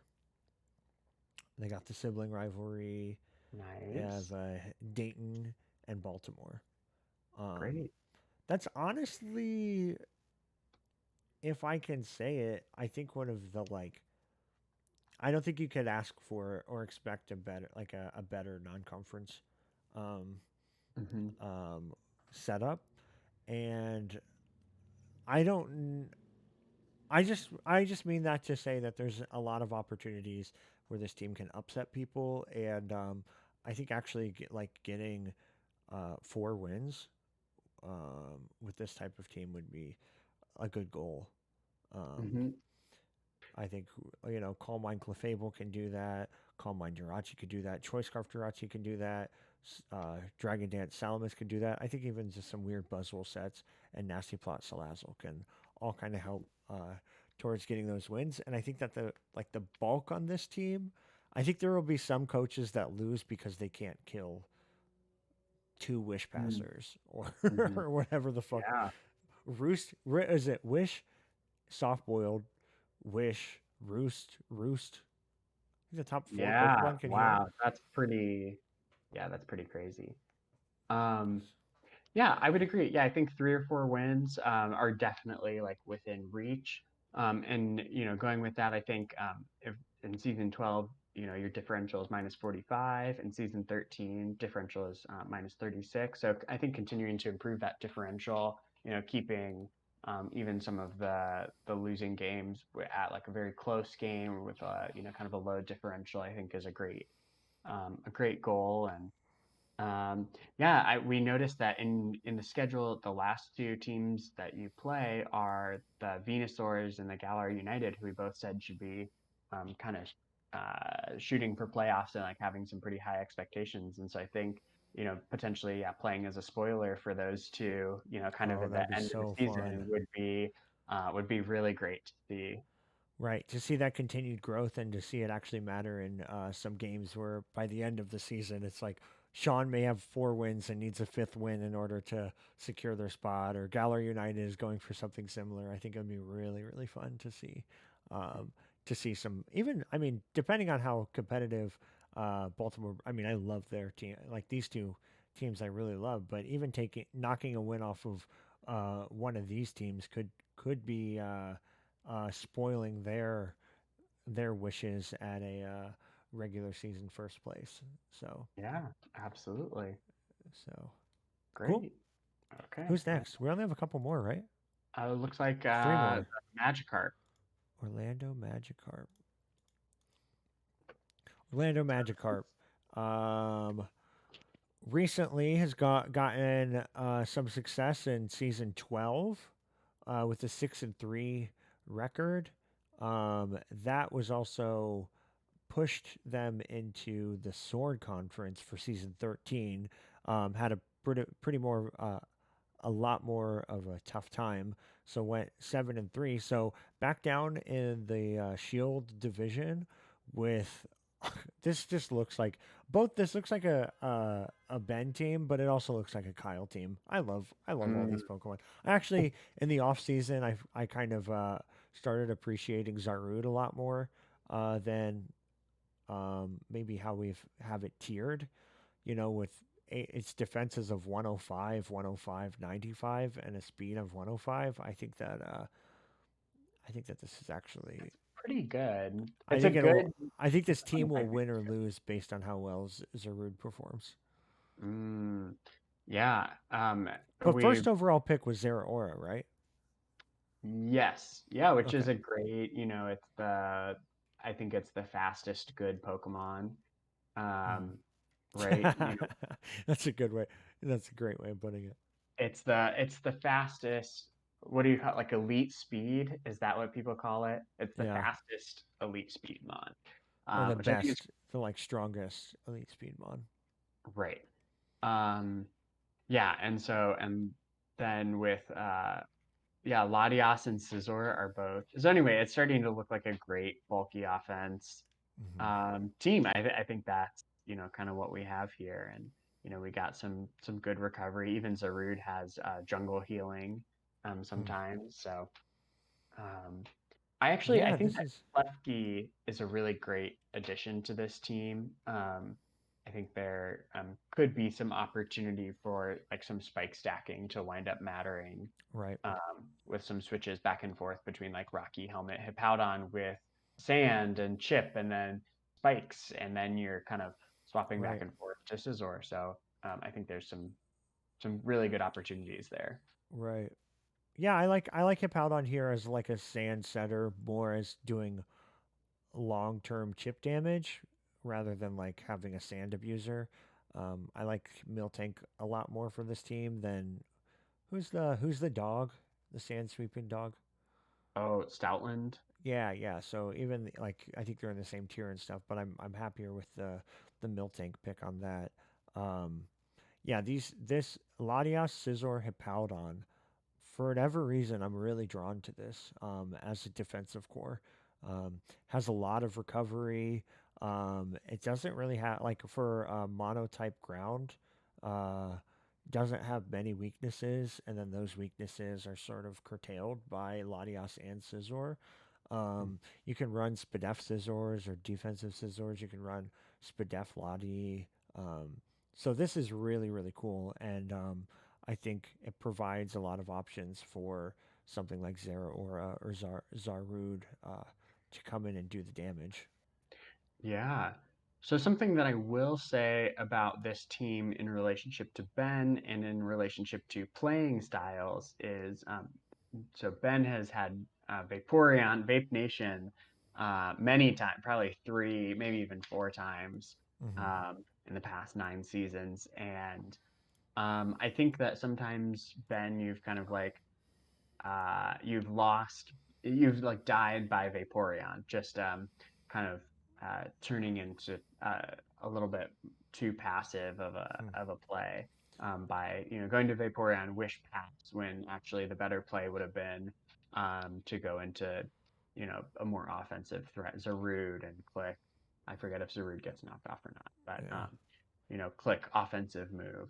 yeah. And so I think that's something to kind of watch out for. Hopefully, I don't know if you've had it since it got flip turn, so maybe that is maybe running flip turn is actually going to be a really good opportunity to improve your Vape Nation play.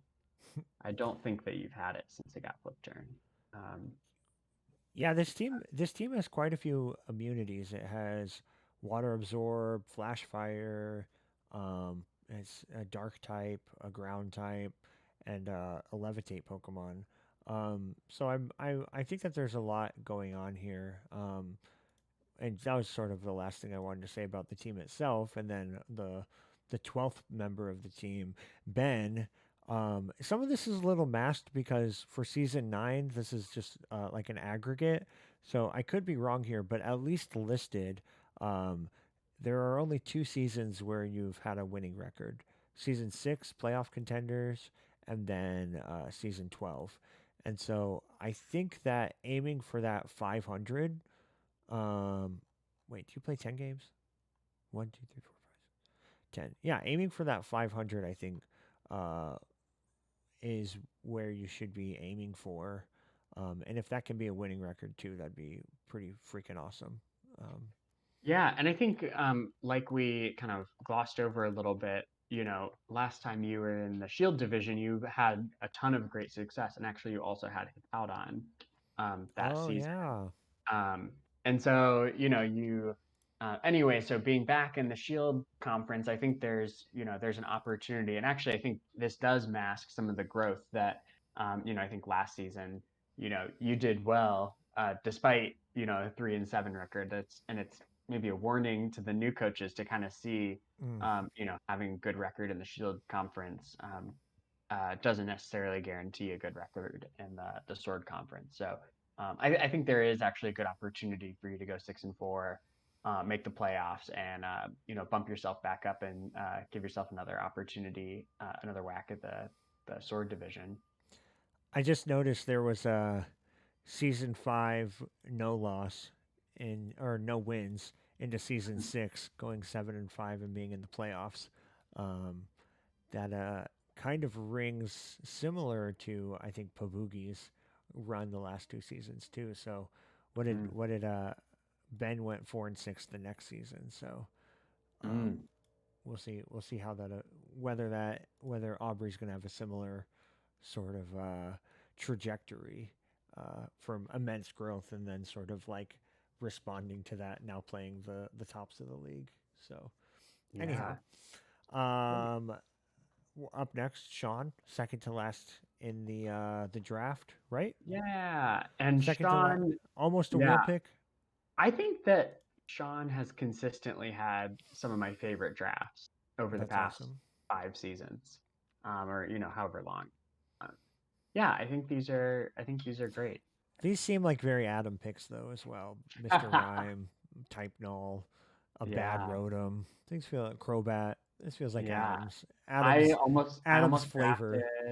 I almost drafted Crobat. I had Aromatisse on my short list. That's funny. Type Null is something that I think is a Pokemon I've been trying to advocate for a long time. So, It's kind of crazy how much. I mean, because people like some of these Pokemon, like Type Null. I think Rotom fan. It's crazy. This Pokemon's base stats are incredible for its speed tier. This is another example of a team that's top heavy, but it almost doesn't look top heavy, um, based on mhm, how the low tiers fit with the top ones. The top 2 Pokemon on this team are Latios and Urshifu Rapid Strike, um, mhm, which is pretty crazy to get both of those. I think Urshifu Rapid Strike still needs to prove itself. It had a decent season last one with Ian, but it's definitely not Urshifu Single Strike. We have mhm. a Fire Water Grass Core, Ferrothorn, Incineroar, Urshifu, um, and and then we have Latios as sort of the specially offensive staple on the team. There's not really another specially offensive Pokemon on the team besides Mr. Rhyme. So, Yeah, what do you think? All Mind Aromatisse. Um, Yeah. I mean, I think that this team looks like a team that I would want to pilot. I think there's a lot of good pivot options, and I think that, um, if Sean's able to use it right, that Latios can be very threatening. Maybe running, Calm Mind Roost, or running a Choice Specs into, and then being able to kind of retreat into Ferrothorn pretty Mm. safely, while not being too passive to give up ground. I think is going to be great.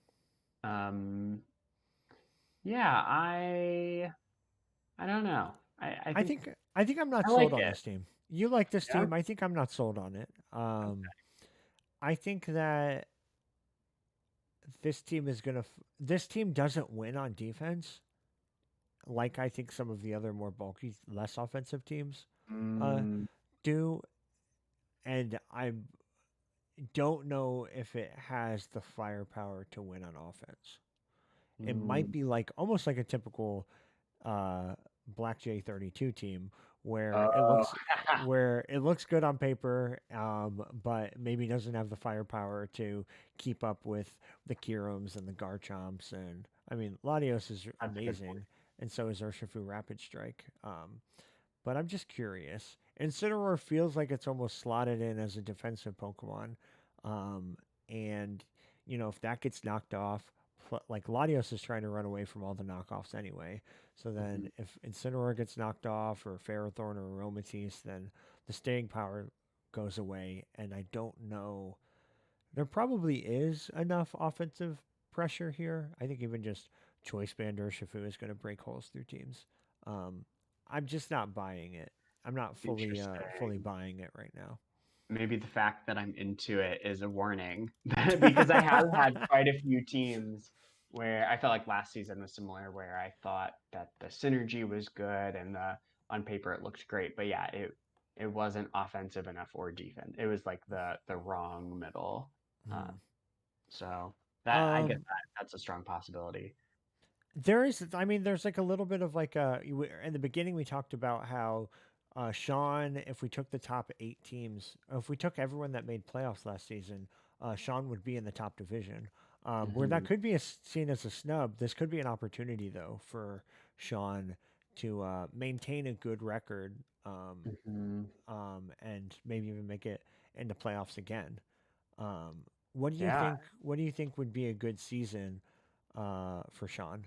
I mean, it's been kind of 4-8 since season 10. That seems to be where our benchmark is. 4-8, 2-6, 5-4, and 5-6. So two seasons in a row, with a five wins.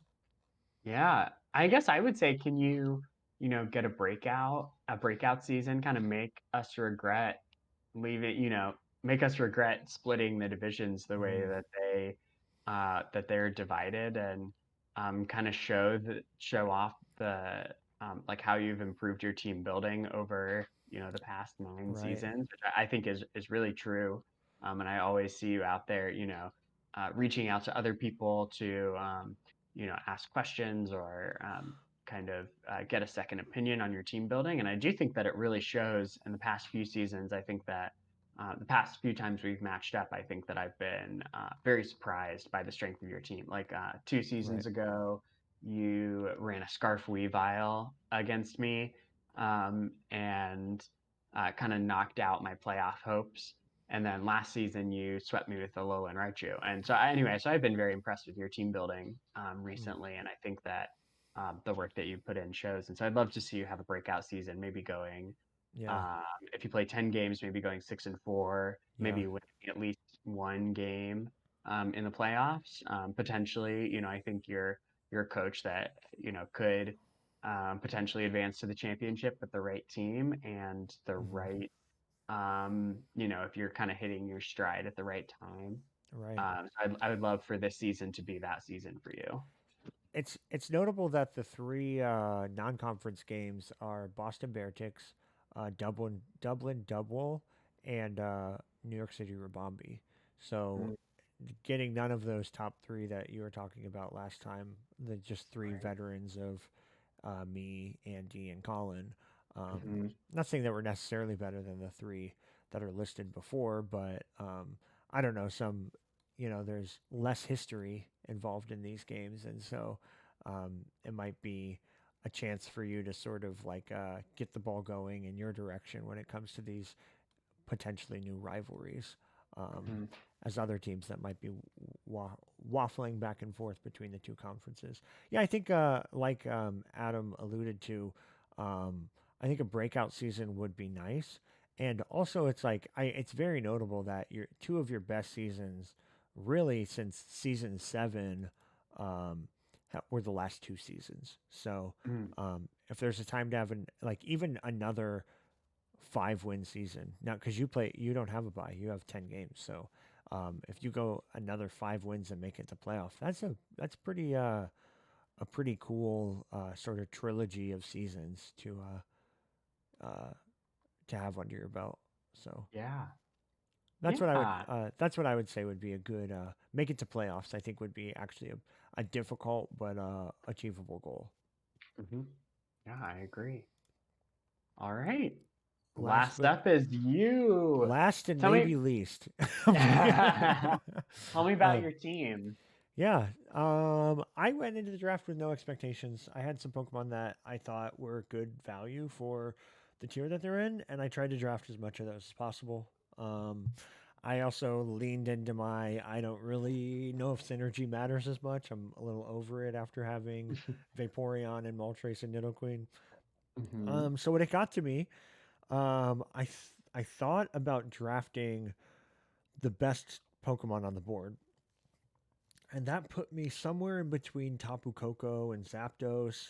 And I thought that Spectrier was pretty good for its tier, and I also thought that Spectrier on other teams would have been very scary. So I was like, Hmm. I'll do either Coco Spectrier or Zapdos Spectrier.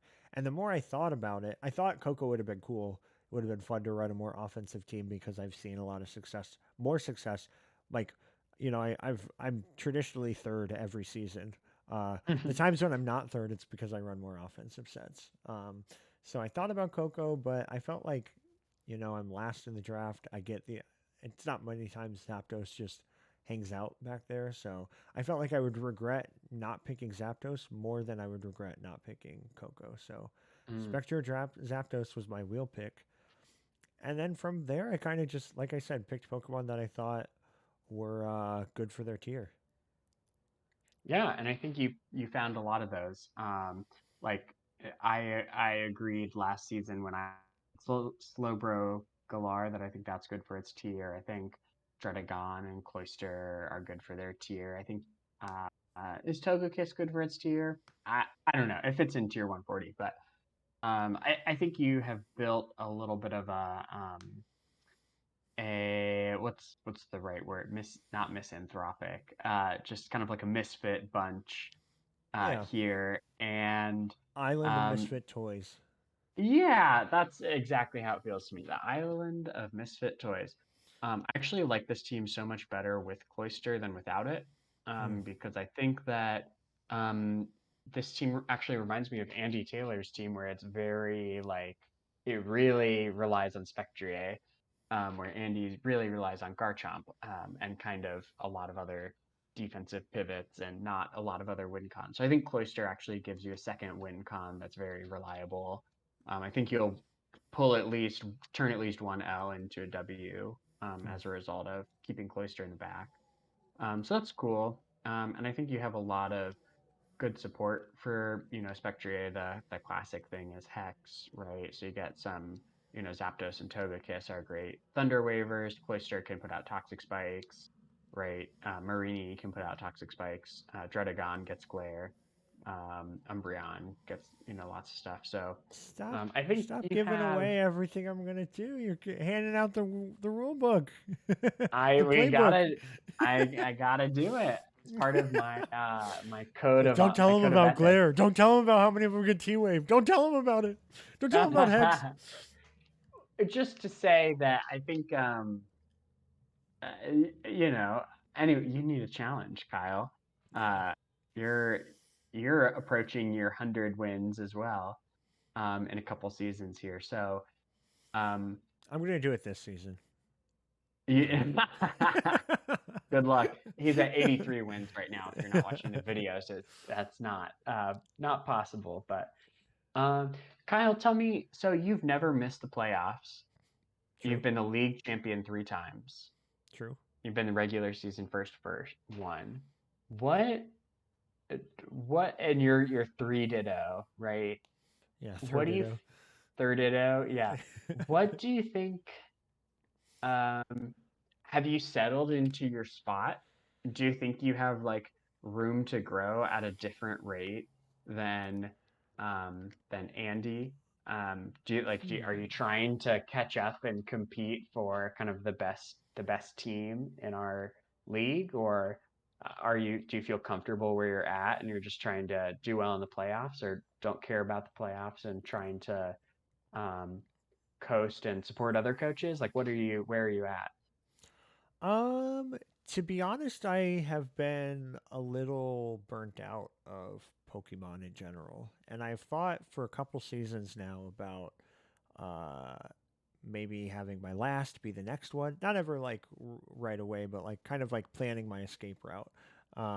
And So I feel like I've been the goal recently has been to just if I were to stop playing Pokemon, would I, what types of things did I never get to try? Um, Mm, and so the last few seasons, I felt like the emphasis has been on that rather than necessarily winning. mm, I think this kind of continues that route. I this is a very not. I think there's a lot of Kyle picks on the team, but like as a whole, this is a very not Kyle team. I'm a lot more like you when it comes to like checking all of the boxes, getting a mm. dragon, a fairy, and a steel. I don't have a steel type. Do I even have a dragon type? No, I don't have. I have a Dragonon. Dragon. I fire, water, grass. I have two waters, no grass, and no fire type. Um, Mhm. so this feels like a little out of left field for myself. So given that, I think even maintaining third place would be maybe I'm setting my expectations too low for myself, but I think that that would be decent for my team. I also, frankly, if I'm honest, if I were like on my tier list, this is probably going to be one of the worst teams. Um, Mm. there's no speed to it at all. Only one Pokemon above 100 speed, um, and Spectre likes a lot of chip, but like chip damage done from other things. But I don't really think I have a lot of offense to help Spectre clean up at the end. So, um, like maybe I'm gonna rate it low because I don't see the sort of synergy that I'm used to. Maybe I'm gonna rate it low because I don't know how good Sovali is gonna be. I think Sovali is Mm. actually a cool find for this team that doesn't have a lot of types covered because I can bring Sovali Steel. I can bring Sovali. I don't know, fighting since I have Spectrier and I want to get rid of the normal types. Mhm. But I don't know. I feel like I have a lot of questions about. I keep think. Rhyperior is another Pokemon like Buzzwole that I feel like uh, I value a lot. That doesn't get drafted, or something along those lines. So Mhm. I don't know. Maybe maybe I'll prove Rhyperior right to myself. Maybe I'll prove other people wrong about how good Slowbro Galar is. Um, Mm. I don't know. So I Yeah. think I'm okay if I get third again. I think that that'll be fine for me. Do you have Nice. higher expectations for me? I think I sort of feel like you're gonna get you're not gonna get higher than third unless you're shooting for higher than third, is Hmm. sort of what I think. And so if if you're shooting for third, then I would not expect you to get first or second. Hmm. Um, and maybe I would see a fourth place finish I mean, I think that potentially. there are a lot of potential teams that are going to be, your team, Colin's team, Andy's team, Nick's team. Like, if I do stagnate, I won't be third this year. Mm, yeah. Um, so that's kind of I would agree with that. I think you would actually have to play pretty well to stay third. Um, and I think also that I don't know. There's a couple. I think your team. I don't really know how to judge. I would love to see. Are you really going to be able to effectively use like Cloister as a spiker and then teleport into Spectrier? Like, are you going to be able to find those pivots like Silvally, Hmm. like a slow Silvally U-turn? I don't know. We'll see. Um, This might be my, I don't know. This might be my defensive winning season. Zapdos, Togekiss, Umbreon, Slowbro, yeah, it Dragon. would be your kind of your chance to redeem yourself from that when you had Jirachi Zapdos, right? Or no, Mew No, Zapdos. I had Good, Mew, Mega Aggron, Zapdos, and right. I was not able to do more than 40% damage to anything ever. So, Right. uh, yeah, maybe I can use Yeah. Zapdos better than I did back then. That's probably gonna be my Yeah. goal. That'd be great. That'd be a good goal, I think. All right. Um, Okay. Um, I mean, I don't think we said as many spicy takes as we usually do, but hopefully, you will watch this, and when it gets to you or for other people, hopefully you'll see some of the narratives that we put in. Like we said, we didn't really go for a power ranking sort of setup, but we did try to add some context to each of the teams. So Hmm. I hope you like it. I will try. I'm busy this week. This is my last. Tonight is actually my last night of work, and then next week I work on moving back to Ohio. So this is a very busy week for me, but I do hope to get to a tier list as well. Yeah, I agree. But I had fun doing this slightly different format, and everybody, please let us know what you thought. And who knows, maybe power rankings is really what people are hoping for. So, Right. Yeah. um, I think okay. I think for I think for a lot of teams, there we said like make playoffs. But I Hmm. do think like if you look back at some of these standings, there this sort of fifth place to ninth. Look at this, last but sixth place to 13th place all had almost the exact same freaking record.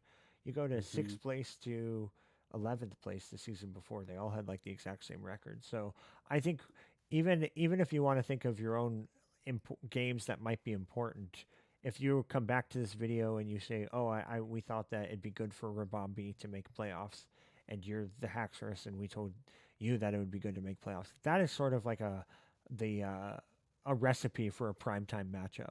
We kind of Hmm. told you where the hot spot games are going to be this season already. So um, Great. hopefully you guys like that.